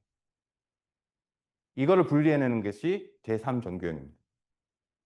그럼 기본적으로 지금 처음부터 본 거면 1정규형에서 분해를 했죠. 자, 원작 값으로. 같은 값이 있으면 안 돼. 이렇게 해서 분해를 했고, 2정규형에서는 테이블 단위로 분해를 했죠. 주 식별자가 두 개가 존재하면 안 돼. 여기는 뭐 주문이랑 고객이랑 고객 연락처는 따로 분리를 하는 것이 2정규형이고, 상품처럼 상품 코드로 볼 수 있는데 상품 코드 내에서도 일반 속성 간에 연관이 있는 것은 이렇게 분리해 라는 게 3정규형입니다.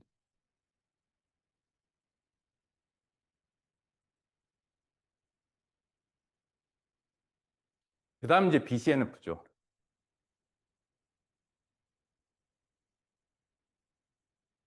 식별자는 결정자이어야 된다고 했죠. 아까 결정자랑 종속자가 있었죠.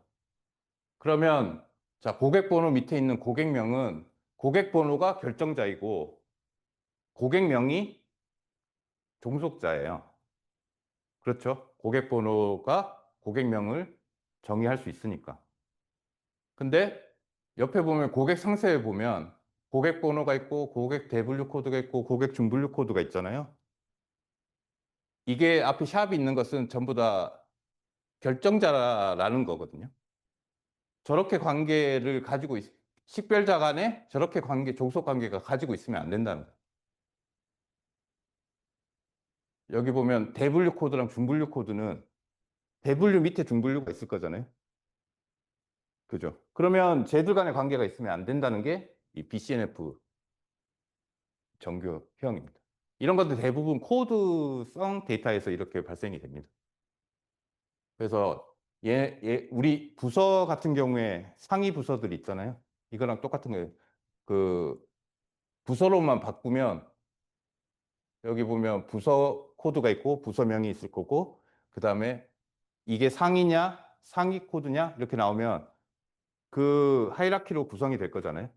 그런 것처럼 공통 코드도 마찬가지로 그렇게 구성이 될 텐데 이런 것들은 대부분 이렇게 BCNF 정규형을 통해서 정규화가 이루어진다라고 생각하시면 됩니다.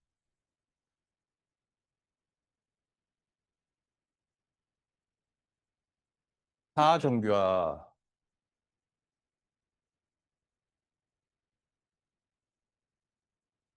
다치 종속성, 뭐 다가 종속성인데 멀티 밸류 값이 뭐 아까 원자성이랑 다른 얘기인데요. 다가 종속성.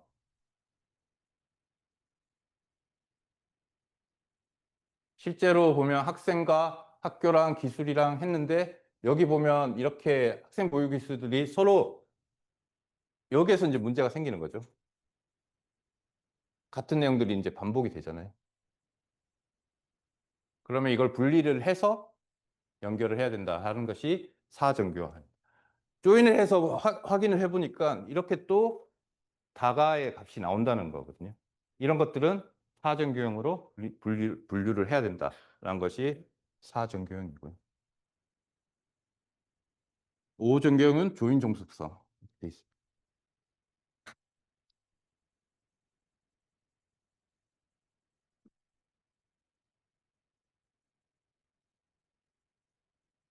그래서 여기서 아까 얘기한 거는 이제 논리적 모델링에서 엔터티를 상세화하는 과정에서 뭐 정규화가 있었고, 그 다음에 속성을 정의하고 정규화를 했고, 정규화 과정에서 또 그 다음에 보면 뭐 M된 관계 해소라는 것도 실제로 엔터티를 상세화하는 과정이죠. 이게 다 논리적 모델링에 들어가는 프로세스들이죠.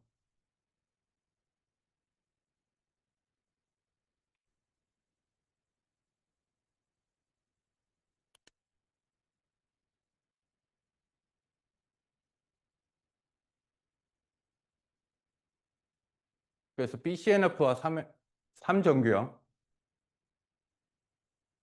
여기도 삼정경에 보면 완전 함수 종속성이고 이행 종속성이 없어야 된다라는 것은 비주요 속성, 그러니까 일반 속성 간에 관계가 없어야 된다라는 것이 아까 말씀드린 삼정규형이고, BCNF 같은 경우에는 결정자가 반드시 후보키여야 된다라는 것이 식별자로 분류가 된 것들 간에 관계는 없어야 된다라는 것이 BCNF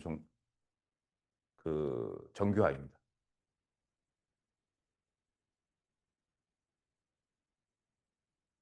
그래서 요것들을 좀 보시면 돼요. 3정규형이랑 BCNF 정규형의 차이는 뭐냐.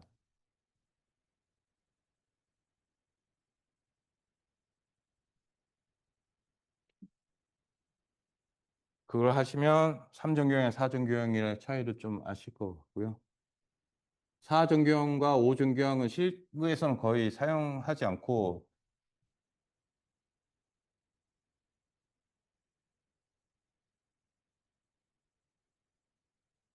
사실 조금 학술적인 내용이긴 합니다. 이게 4정규화랑 5정규화 같은 경우에는. 근데 시험에 또 나올 수가 있으니까. 아까 뭐 원자성, 그다음에 뭐 부분함수 종속성, 이행함수 종속성, 그다음에 결정자 함수 종속성, 그렇게 다 외우셨잖아요. 그다음에 얘는 다치 종속성, 얘는 조인 종속성, 이렇게 답안지에 좀 나올 수 있도록 정리를 좀 해주시면 될 것 같습니다. 시제 내용들 한번 보시고요. 예시들도 제가 좀 적어놨으니까 예시들도 한번 보시면 좋을 것 같습니다. 그다음에 연결함정 같은 경우에는 뭐 다들 잘 아시죠? 잭볼 함정이랑 균열 함정. 그래서 모델링 과정에서 어떤 잘못된 결과가 나오는 것이 이제 연결 함정이고, 주요로는 부잭볼 함정과 균열 함정이 있다. 그래서 얘는 예시들을 그냥 외우시는 게 제일 좋을 것 같아요. 보면 문제들도 보면 항상 이걸로 나오더라고요. 그러면 채점하시는 분이 알고 있구나 라는 거를 확인할 수 있도록 그냥 예시들로 그대로 가져가시는 게 제일 좋을 것 같습니다.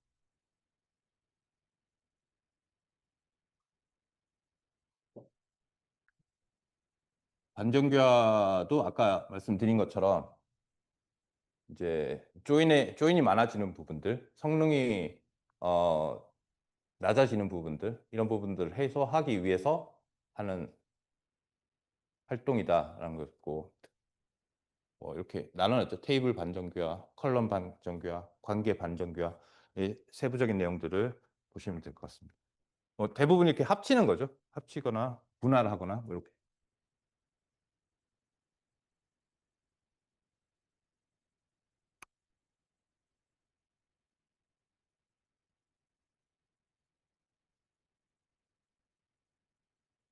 그다음 SQL 데이터베이스 프로그래밍 관련해서 SQL이랑 조인, 그다음에 옵티마이저, 인덱스, 리팩토링 이렇게 정리를 해봤습니다. 이것도 기출을 한번 보실까요?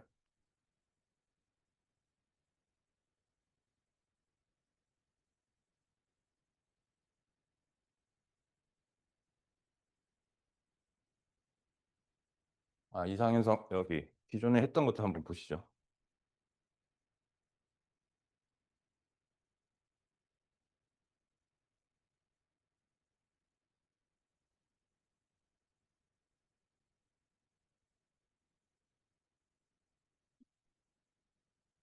전개화 문제는 뭐 계속 나오죠. 이상현상도 계속 나오고 있고.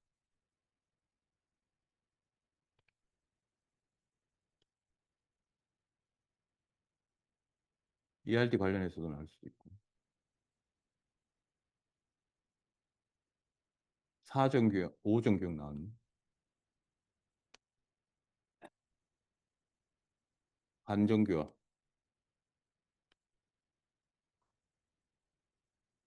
반전교화도 계속 나오고 있죠.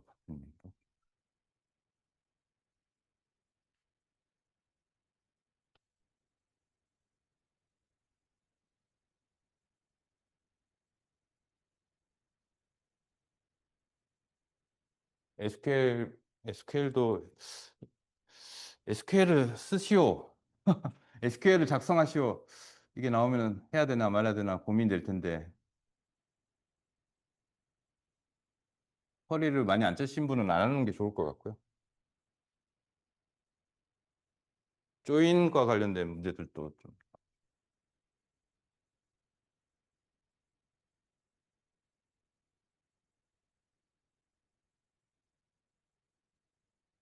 인덱스가 나오고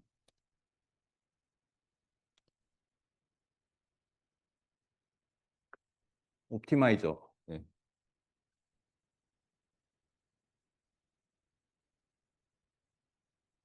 얘는 튜닝. 튜닝 관련해서도 뭐 데이터베이스 뭐 샤딩 뭐 파티셔닝 전통적으로 이렇게 튜닝과 관련된 얘기들이 많이 나오고 있습니다. 데이터베이스 관련돼서는.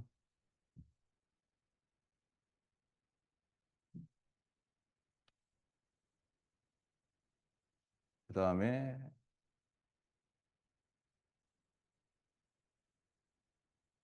리팩토링, 디비스맵 이렇게 해서 구성을 해봤습니다.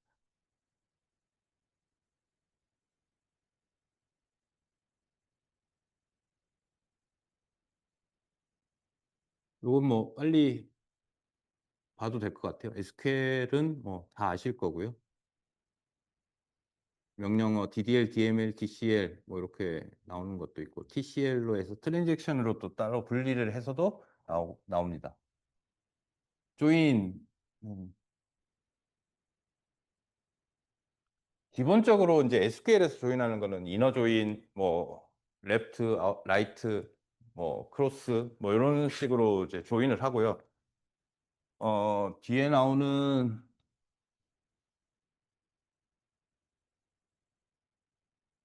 이거는 조인의 주요 알고리즘이라고 분류를 하시면 될 것 같아요. 아까 보여드린 거는 이제 SQL에서 조인을 어떻게 하느냐 부문적으로 조인을 하는 거고 네스트 루프 조인이나 해시 조인, 머지 조인 뭐 이런 것들은 실제 조인에 관련된 알고리즘으로 확인을 하시면 될 것 같습니다.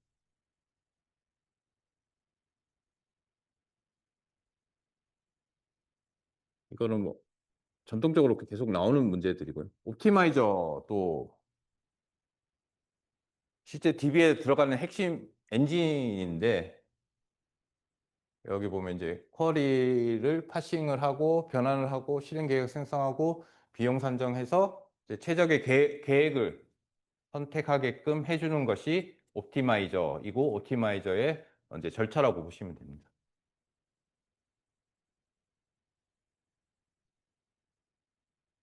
이것도 잘 알고 있는 내용이죠. 계속 뭐. 그다음에 특히 RBO, CBO 요거에 대한 구분. 그다음에 항상 같이 나오는 것이 힌트. 어떻게 할 것이냐. 이렇게 데이터베이스를 보시면 될 것 같고.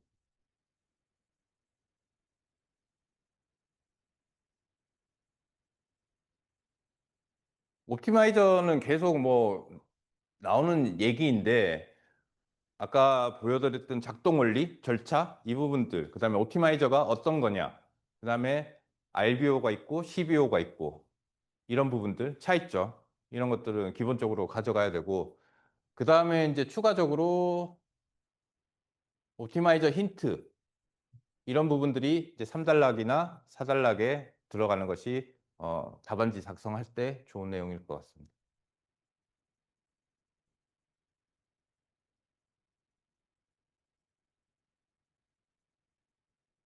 그다음에 이제 인덱스인데요.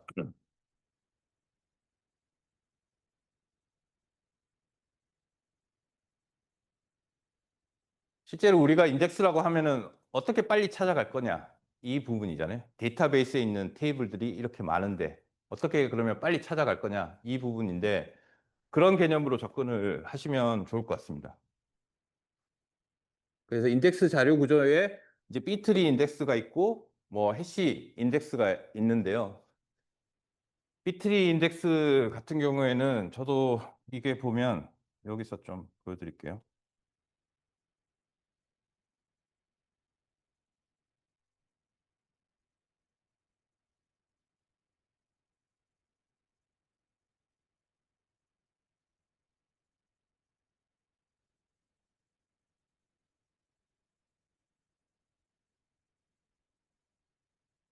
이런 인덱스 뭐 쉽게 얘기하면 이런 거죠. 여기 이제 컨텐츠가 있고 여기 이제 데이터인 거고 여기 이제 페이지가 있는데 내가 이 페이지를 가면 바로 이 데이터를 찾을 수 있는 이게 이제 기본적인 개념인 거잖아요.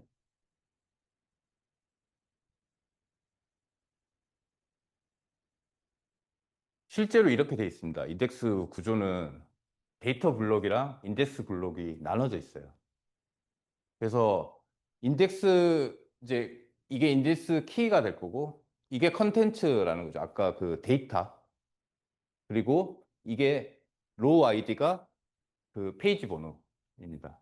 그래서 이 데이터를 가려면 이 페이지 번호로 찾아가면 된다라는 게 이제 인덱스의 기본 구조이고요. 그게 인덱스 블록입니다.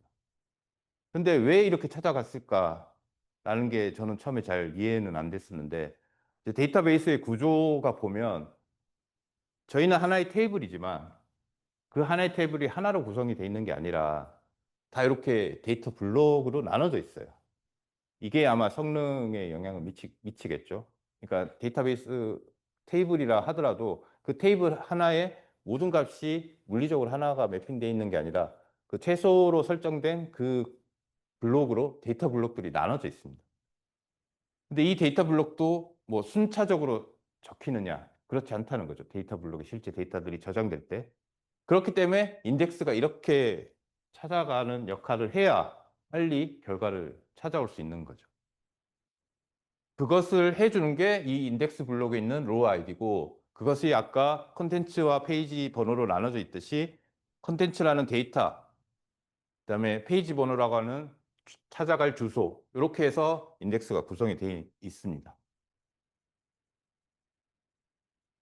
여기 보면 비정렬되어 있죠. 이게 정렬이 항상 돼 있는 게 아니에요. 데이터가 우리가 항상 같은 값을 순차적으로 이제 삽입하는 것이 아니기 때문에 다 나눠져 있습니다.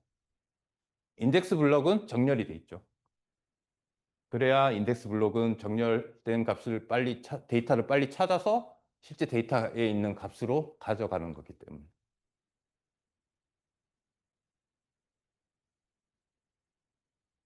아까의 그 개념도를 도식화하면 이렇게 돼 있습니다.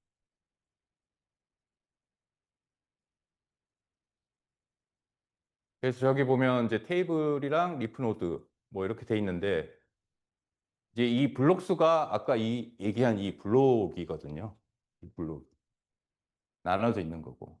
그다음에 옆에 있는 게 이제 인덱스인 거고요.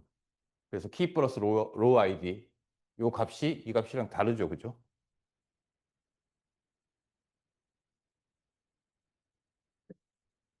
그래서 실제로 이 구조로 돼 있는 것도 인덱스도. 인덱스도 아까 로우 아이디처럼 그냥 하나의 통으로 이제 보여지는 게 아니라 루트에서 시작해서 계속 브랜치에서 리프까지 이제 나눠져 있는 겁니다. 이 레벨이 뭐 3레벨이냐 4레벨이냐 이거는 이제 인덱스를 어떻게 구성하는가에 따라서 달려져 있는 거고 그다음에 이 테이블이 이제 아까 데이터 블록으로 나눠져 있는 거죠. 이 테이블도. 이게 테이블 하나일 수도 있고 여러 개일 수도 있고.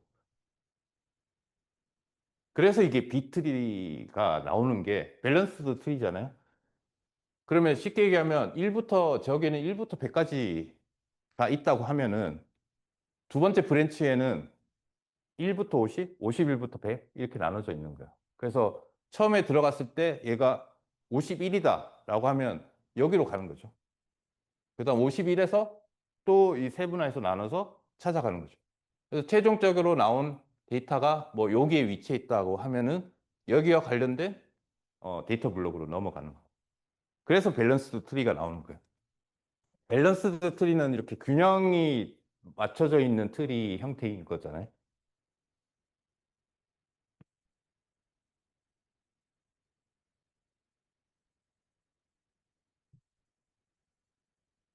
세부적으로까지 아실 필요는 없을 것 같고. 자, 요게 이제 데이터. 이게 실제로 이제 데이터랑 분류해서 보시면 될 겁니다. LMC는 이제 왼쪽에 값이 없다라는 것이고요.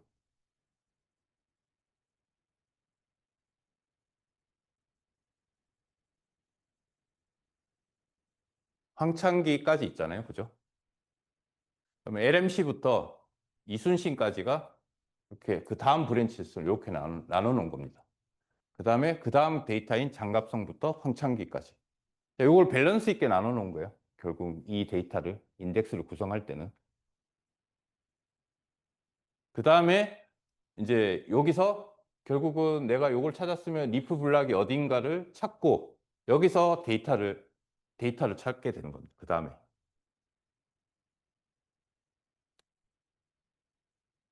강날라를 찾으면은 브랜치 블락에서도 이렇게 나눠져 있죠. 그죠?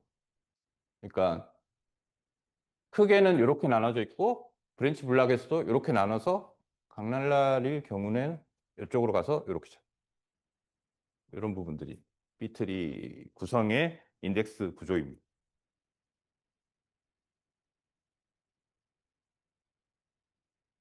예, 여기서 이제 보여준 여기로 가서 방송 요 사이에 값이 있구나라고 하면 요 사이의 값으로 가서 찾게 되는 거죠.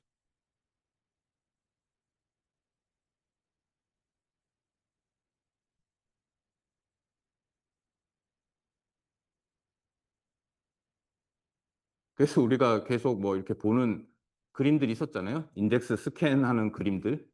이게 왜 삼각형이 됐었냐. 저는 이 공부를 하면서 저는 그냥 삼각형만 외웠었거든요. 잘 모르고. 왜 이게 삼각형에 뭐 인덱스 레인지 스캔이 가느냐. 이게 트리의 루트부터 찾아간 다음에 이제 레인지 스캔하면 여기서부터 순서대로 찾아가는 거예요. 쭉. 그러니까 얘가 여기서부터 이렇게 찾아갈 수도 있는 거고 트리에 따라서 여기서부터 와서 그다음에 결국은 여기서는 쭉쭉 간다. 이 밑에 있는 데이터 블록들로 쭉 찾아간다는 거. 이게 이제 인덱스 스캔까지 얘기하면 이렇게 되는 거죠. 수직은 그 루트부터 브랜치, 리프까지 내려오는 부분을 얘기하는 거고 거기는 인덱스의 영역인 거죠. 그래서 밑에 이제 레인지 스캔은 거기에 해당되는 값을 첫 포인트를 잡아서 그다음부터 이렇게 찾아가는 그런 형태가 인덱스 레인지 스캔이 된 거예요.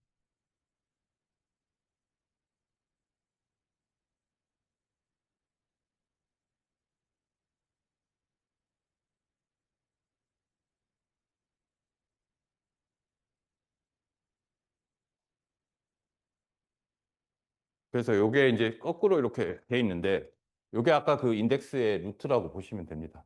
이게 이제 데이터가 이렇게 쌓여 있으니까 그런 건데 이 데이터가 밑에 있다고 표현이 되면 아까처럼 삼각형이 되겠죠. 그래서 인덱스 레인지 스캔을 저기 보면 수직적으로 3세 내려간 다음에 밑으로 레인지 스캔을 할 텐데 이제 레인지 스캔을 하면서 실제 데이터 값을 찾아서 가져간다라는 부분이 여기에서 보여주는 얘기이고요.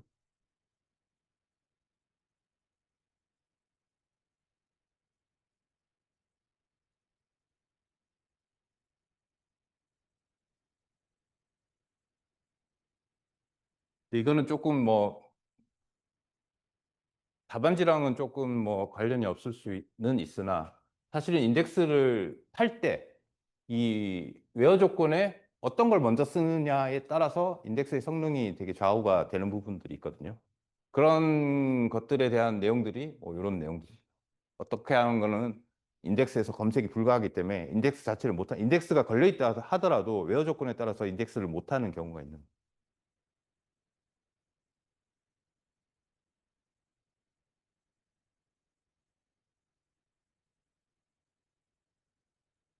그러니까 이거를 이게 문자냐 숫자냐에 따라서도 이 인덱스의 조건을 가져가냐 못 가져가냐 이런 부분들이 나올 수가 있다.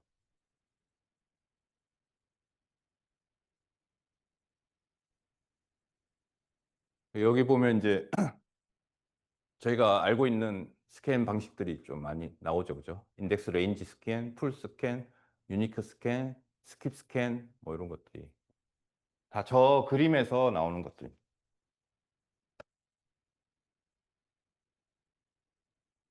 레인지 스캔, 풀 스캔, 유니크 스캔, 스킵 스캔. 이 스킵 스캔이 왜 어떻게 이게 건너뛸 수 있냐? 스킵 스캔이라는 게 이제 밑에서 저 밑에 수평적 탐색할 때 건너뛴다는 거잖아요. 이제 건너뛴다는 게 저렇게 속성이나 구간에 따라서 이게 건너뛸 수 있다는 거예요. 내가 남자냐 여자냐 아니면 이 속성의 차수 이것도 카디널리티인데 뭐 남녀면 두 개밖에 없잖아요. 그래서 이런 속성 값을 인덱스 키로 안 두는 이유가 그런 거거든요. 어차피 남자는 다 찾을 거잖아요. 그래서 스킵 스캔 할 때는 이제 그런 것들을 고려를 해서 건너뛰어서 띄어서 한다는 거죠.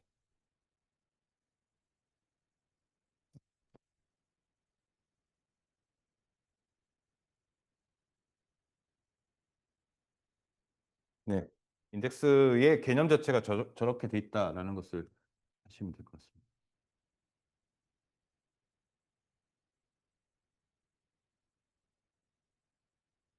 그래서 여기 보면 이제 주로 이제 저희가 밸런스 비트리 인덱스를 많이 쓰니까 루트, 브랜치, 리프 아까 수직적 탐색을 하는 저런 게 계층적으로 구성이 됐고 그 밑에 내려와서 이제 레인지 수평적으로 탐색을 하는 그런 부분들이 비트리 인덱스입니다. 대부분 저걸 많이 쓰죠. 그 다음에 클러스터형이나 비클러스터형 인덱스가 있는데 이게 문제가 나왔죠, 그죠?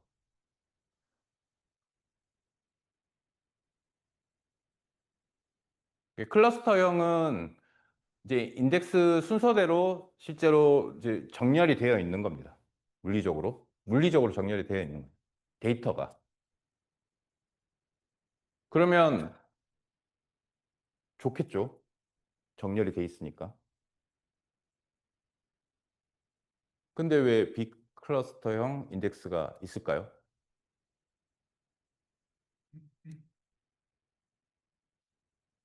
이 클러스터형 인덱스를 하게 되면 순차적으로 정리를 해야 되니까 새로운 값들이 들어오면 그 순차에 맞게끔 또 넣어야 되겠죠. 그러니까 내가 찾을 때는 빠를 수 있으나 이 구조를 계속 유지를 해야 되는 거죠. 그죠? 그렇기 때문에 얘는 그 사전이랑 똑같다고 생각하시면 됩니다. 사전에 이제 쭉 A부터 정렬이 돼 있으니까 나는 거기부터 찾으면 되는데 새로운 단어가 이제 만들어지면 그 안에 다 끼워 넣어야 되잖아요. 그런 것들이 이제 클러스터형 인덱스라고 생각하시면 되고 비클러스터형 인덱스는 쉽게 얘기하면 데이터들은 그냥 쭉 쌓아 놓는 거예요. 다만 그 뒤에 우리가 참조 문헌 찾을 때 뭐 1번부터 부가적으로 그 연결을 해 놓잖아요. 그러면 그 데이터 값만 이제 업데이트를 하는 거죠. 데이터는 그냥 막 쌓여져 있고 그 데이터에 아까 뭐 컨텐츠랑 그 페이지 번호를 따로 적어 놓아서 거기서 찾아서 이제 넘어가는 것들이 비클러스터형 인덱스. 그래서 가리키는 포인터를 이제 가지고 있는 거죠.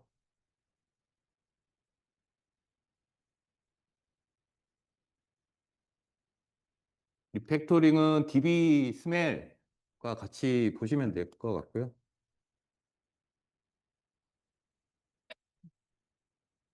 소프트웨어 리팩토링처럼 코드 스멜과 뭐 DB 스멜, 소프트웨어 리팩토링, DB 리팩토링 이렇게 같이 어, 같은 형태다라고 보시면 되고, 내용은 다르겠지만 그런 걸로 의미를 주시면 될 것 같습니다. DB스멜은 어떤 게 있냐, 뭐 이런 것들을 보고, 그다음에 리팩토링을 어떻게 하느냐, 이런 내용들로 쓰면 될 것 같고요.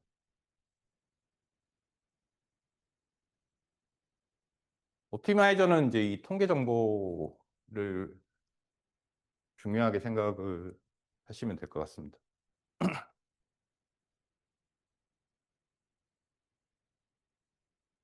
그다음에 이제 익숙한 주제이죠. 트랜잭션과 이제 동시성, 그다음에 동시성 제어 기법, 그다음에 회복, 복구 기법 이렇게 돼 있습니다.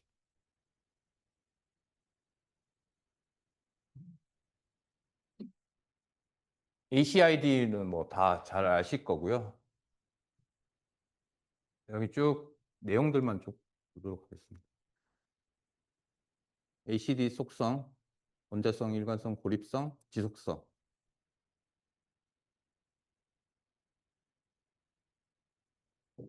고립 수준.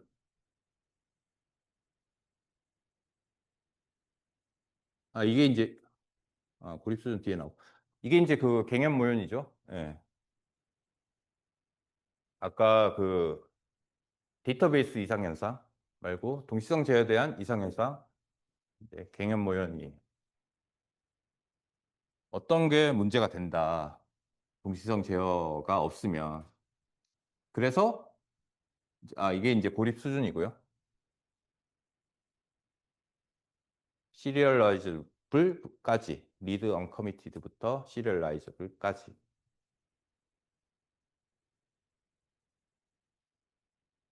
오라클은 이게 기본값이고 마이스큐는 이게 기본값이라고 하네요.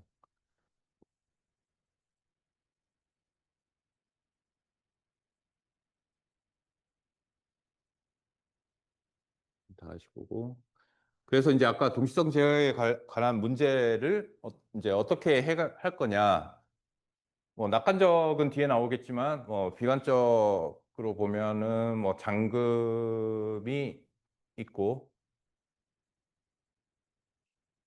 그다음에 이제 투페이스 락킹이 있고, 투페이지 락킹은 확장 축소 뭐 단계가 있고, 뭐 키워드에 다들 쓰시는 내용이니까. 그다음에 낙관적은 이제 잘 될 거다라는 거죠. 그래서 후에 잘 안 됐을 때 검증하는 그런 것이 이제 낙관적 검증. 그다음에 타임스탬프로 이제 순차적으로 들어가게끔. 결국 그게 이제 동시성 제어니까 타임스탬프를 부여해서 순차적으로 들어가게끔 하는 것이죠. 그다음에 MVCC. 다중 버전을 이제 버전을 그 로그를 가지고 그 버전에 대한 것을 읽어서 쓰기를 하는 그런 부분들이 MVCC입니다. 이것도 뭐 동시성 제어의 기법이죠. 뭐 따로 빼놓기는 했는데 MVCC가 있고, MVCC가 이제 단독으로 나오면 뭐 이 정도로 쓰시면 되겠다라는 거.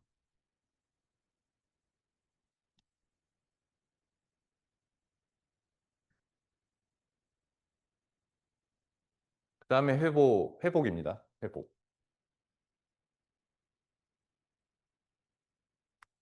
기본적으로 언두 리두에 대한 개념을 잘 알고 계시고, 그다음에 언두 리두를 가지고 즉시 갱신, 지연 갱신. 그래서 지연 갱신을 하게 되면은 리두만 하게 되죠. 근데 즉시 갱신하면 언두 리두가 다 필요하게 될 거고, 그다음 추가로 뭐 검사점 회복, 그 체크 포인트, 그림자 페이징, 그다음에 미디어 회복, 이 내용들을 한번 쭉 훑어보시면 될 것 같습니다. 그래서 오늘 하는 내용들을 이게 이제 기출 기반이야. 아까 계속 기출을 가지고 보여드렸던 거니까 이제 처음에 이제 시작을 하실 때 또 데이터베이스는 매 회차 나온단 말이에요. 그러니까 이거에 대한 내용들을 쭉 한번 리마인드를 하시면 좋을 것 같습니다. 그리고 이제 학습을 지금 시작하시는 분들, 학습을 지금 시작하시는 분들은 이 내용을 뭐 우선 알고 있어야 되겠다라는 기준으로 가져가시면 될 것 같습니다.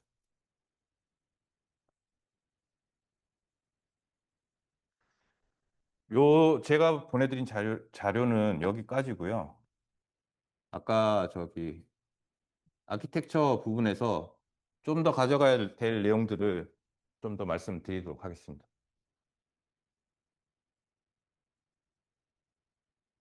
저는 이것도 좀 나올 수 있을 거라고 생각이 드는데 DB, DBMS 구조에 대한 문제, DBMS 구조에 대한 문제가 나올 수 있을 거라고 생각이 드는데 한 번도 안 나왔으니까 얘기를 하지 말까요? 얘기를 또 하기에도 그렇고 안 하기도 그렇고 실제로 이제 우리가 그때 보시면은 되게 중요한 부분이긴 하거든요. 그러니까 우리가 클라이언트, 그러니까 저희가 뭐 PLSQL이나 해서 우리가 클라이언트의 DB를 접속하잖아요. 접속할 때는 이 클라이언트 단에서 프로세스가 돌아가고 있고요. 이거는 DB 내에서 이제 돌아가는 구조입니다. 그래서 실제로 데이터베이스는 여기에 있는 거죠. 여기 데이터베이스 값이 쌓이는 거는 여기 이제 데이터 파일, 컨트롤 파일, 뭐 리드 로그 파일. 아까 리드 원두가 여기서 나오는 거거든요. 그래서 이렇게 데이터 파일들이 있고 이게 실제로 이제 이 파일들의 구조인 거고 데이터베이스에 이제 이 PGA랑 이제 SGA로 나눠져 있는데 PGA는 이제 얘가 가지고 있는 에어림, DB 자체에서 가지고 있는 에어림인 거고 SGA는 저기 보면 쉐어드 글로벌 에어리라고 해서 얘랑 같이 연결될 때도 사용하고 있는 에어리입니다. 그래서 밑에 이제 DB 자체가 가지고 있는 거는 이 P몬이라고 해서 이제 프로세스 모니터링. 그다음에 여기처럼 S몬이라고 해서 뭐 이런 내용들, 롤백, 롤포드, 체크포인트 뭐 이런 내용들이 들어가 있는 S몬이 있고 여기 이제 DB 라이터인 거고요. 로그 라이터인 거고요. 이게 체크포인트입니다. 그러니까 아까 뭐 우리 회복 기법에서 나왔던 뭐 리드, 언두 뭐 이런 것들이 다 여기에서 값을 가지고 우리가 할 수 있다는 거예요. 그래서 이거는 PGA 영역이고 이제 SGA 영역에서는 뭐 캐시나 딕셔너리 캐시, 라이브러리 캐시, 딕셔너리 캐시 이런 것들은 좀 빨리 이제 캐싱해서 빨리 가져갈 수 있게끔 하는 거잖아요.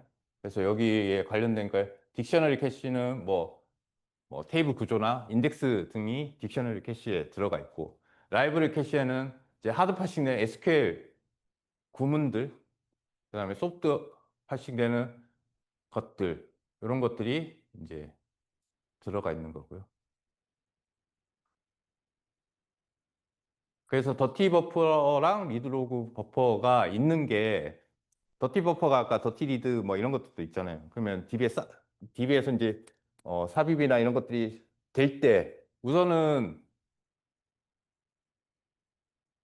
아까 뭐 지연갱신, 즉시갱신 이런 게 있는 것처럼 얘가 여기 이제 바로 쏠 거냐 데이터에 DB 라이터의 프로세서가 바로 쏠 거냐 아니면 저기 더티 버퍼에 넣었다가 어떤 게 확정이 됐을 때 DB로 들어갈 거냐 이런 것들이 SGA 영역에 있는 거고요.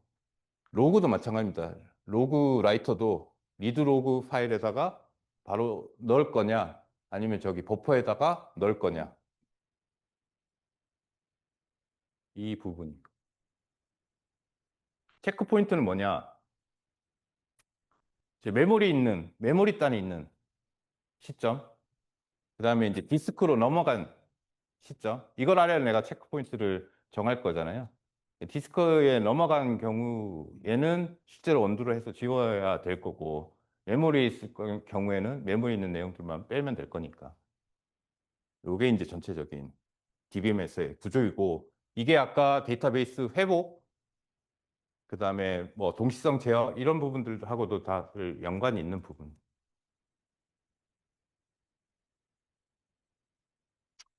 문제로는 안 나오겠죠. 어떻게 나오면 좋을 텐데. 그래서 요거를 같이 알고 계시면 아까 그 회복이나 이런 것들이 그래서 뭐 리드 원두가 있고 체크 포인트가 있고 이런 내용들이 좀 이해가 되실 겁니다.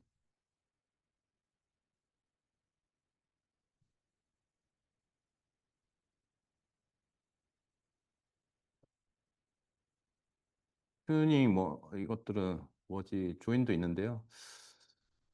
제가 이제 지금은 조금 이렇게 전체적으로 좀 보시라고 전체적인 내용을 좀 정리를 했고, 이제 다음에 또 이제 데이터베이스 하고 저기 특강을 할 거잖아요. 그때는 이제 조금 안 나왔던 것들에서 좀 중요한 부분들을 뭐 이거 포함해서 뭐 ADP 포함해서 좀 발라서 좀 낼 예정이고요. IoT 클러스터 이것도 조금 좋은 내용인데,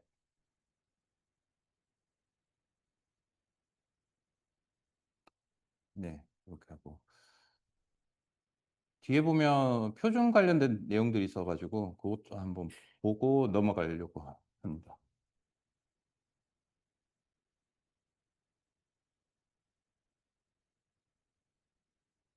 그 아까 제가 지금 그 저기 데이터로 저기 교재로 드린 내용들은 양이 많지 않죠, 그죠? 이제 앞단에서 있는 거고 저게 또 다가 아니고 데이터 뒤에 가면 뭐 데이터 품질, 뭐 거버넌스 뭐 이런 부분들도 있잖아요. 그건 또 나중에 하려고 이제 이번 이제 제가 강의할 시간에 맞춰서 한 건데요.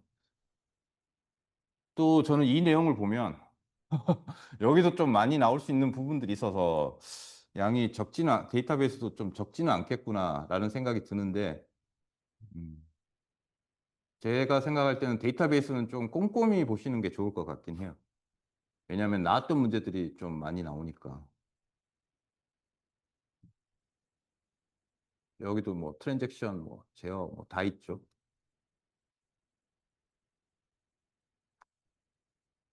저는 이 부분들은 좀 세분화해서 저는 조금 특강에 좀 넣었으면 하고 있습니다. 성능도 마찬가지고.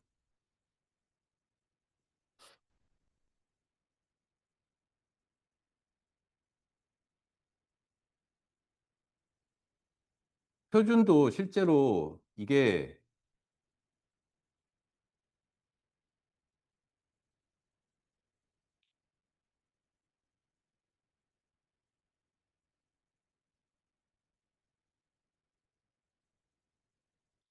표준화 정의서를 적게 돼 있거든요. 그래서 여기 보면 저희가 이제 표준할 때 계속 나오는 게 표준 단어, 용어, 코드, 도메인 이렇게 돼 있습니다. 네 가지 단어가 없는데. 그래서 표준 단어랑 용어는 무슨 차이냐라고 하는데 표준 단어 같은 경우에는 실제적으로 표준이 되는 단어입니다. 예를 들면 우리가 뭐 날짜로 할 건지 일자로 할 건지 이걸 정하는 거예요. 아니면 영어로 데이트를 한다든지 이걸 정하는 게 표준 단어인 거고 표준 용어는 이제 여기 보면 여기에 설명은 좀 이렇게 합쳐서 돼 있는데 표준 용어는 그 단어들의 조합입니다. 그러면 승인이랑 승인이란 게 표준 단어고 일자란 게 표준 단어라면 그 조합이 승인 일자가 표준 용어인 거예요. 근데 뭐 단어를 날짜라고 정할 수도 있잖아요. 그러면 승인 날짜가 표준 용어가 되는 거예요. 그래서 그렇게 보시면 될 것 같고, 뭐 코드는 표준 코드. 실제로 뭐 코드성 데이터들 있잖아요. Y, N으로 할 거냐, 뭐 S, NO로 할 거냐, 이런 것들이 이제 코드가 될 거고, 도메인은 제가 계속 말씀드렸죠. 도메인은 속성이라고. 속성값. 속성값의 타입의 길이는 얼마나 할 거냐, 이런 것들이 이제 표준 도메인이 됩니다. 그런 것들이 이건 쉽네요. 제일 처음에 보면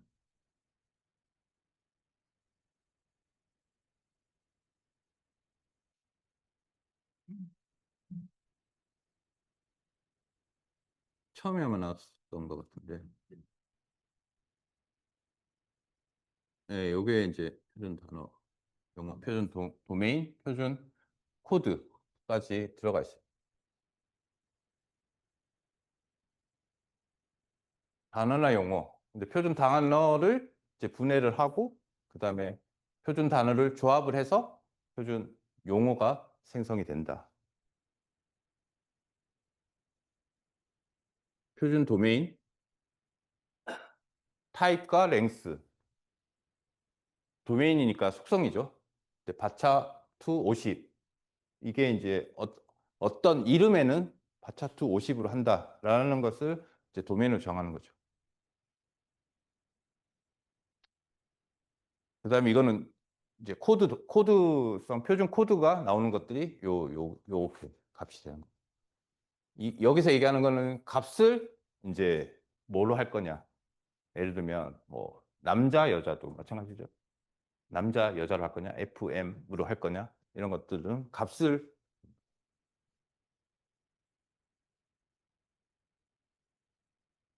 저렇게 외워라고 하더라고요. 이걸 외워야 될 필요는 있을지 모르겠지만 표준 단어, 뭐 코드, 그의 속성입니다. 속성. 필요한 속성들. 그러니까 표준할 때 표준 단어, 표준 용어, 표준 코드, 표준 도메인들은 어떤 속성을 가져야 되냐, 뭐 이런 것들에 대한 내용들.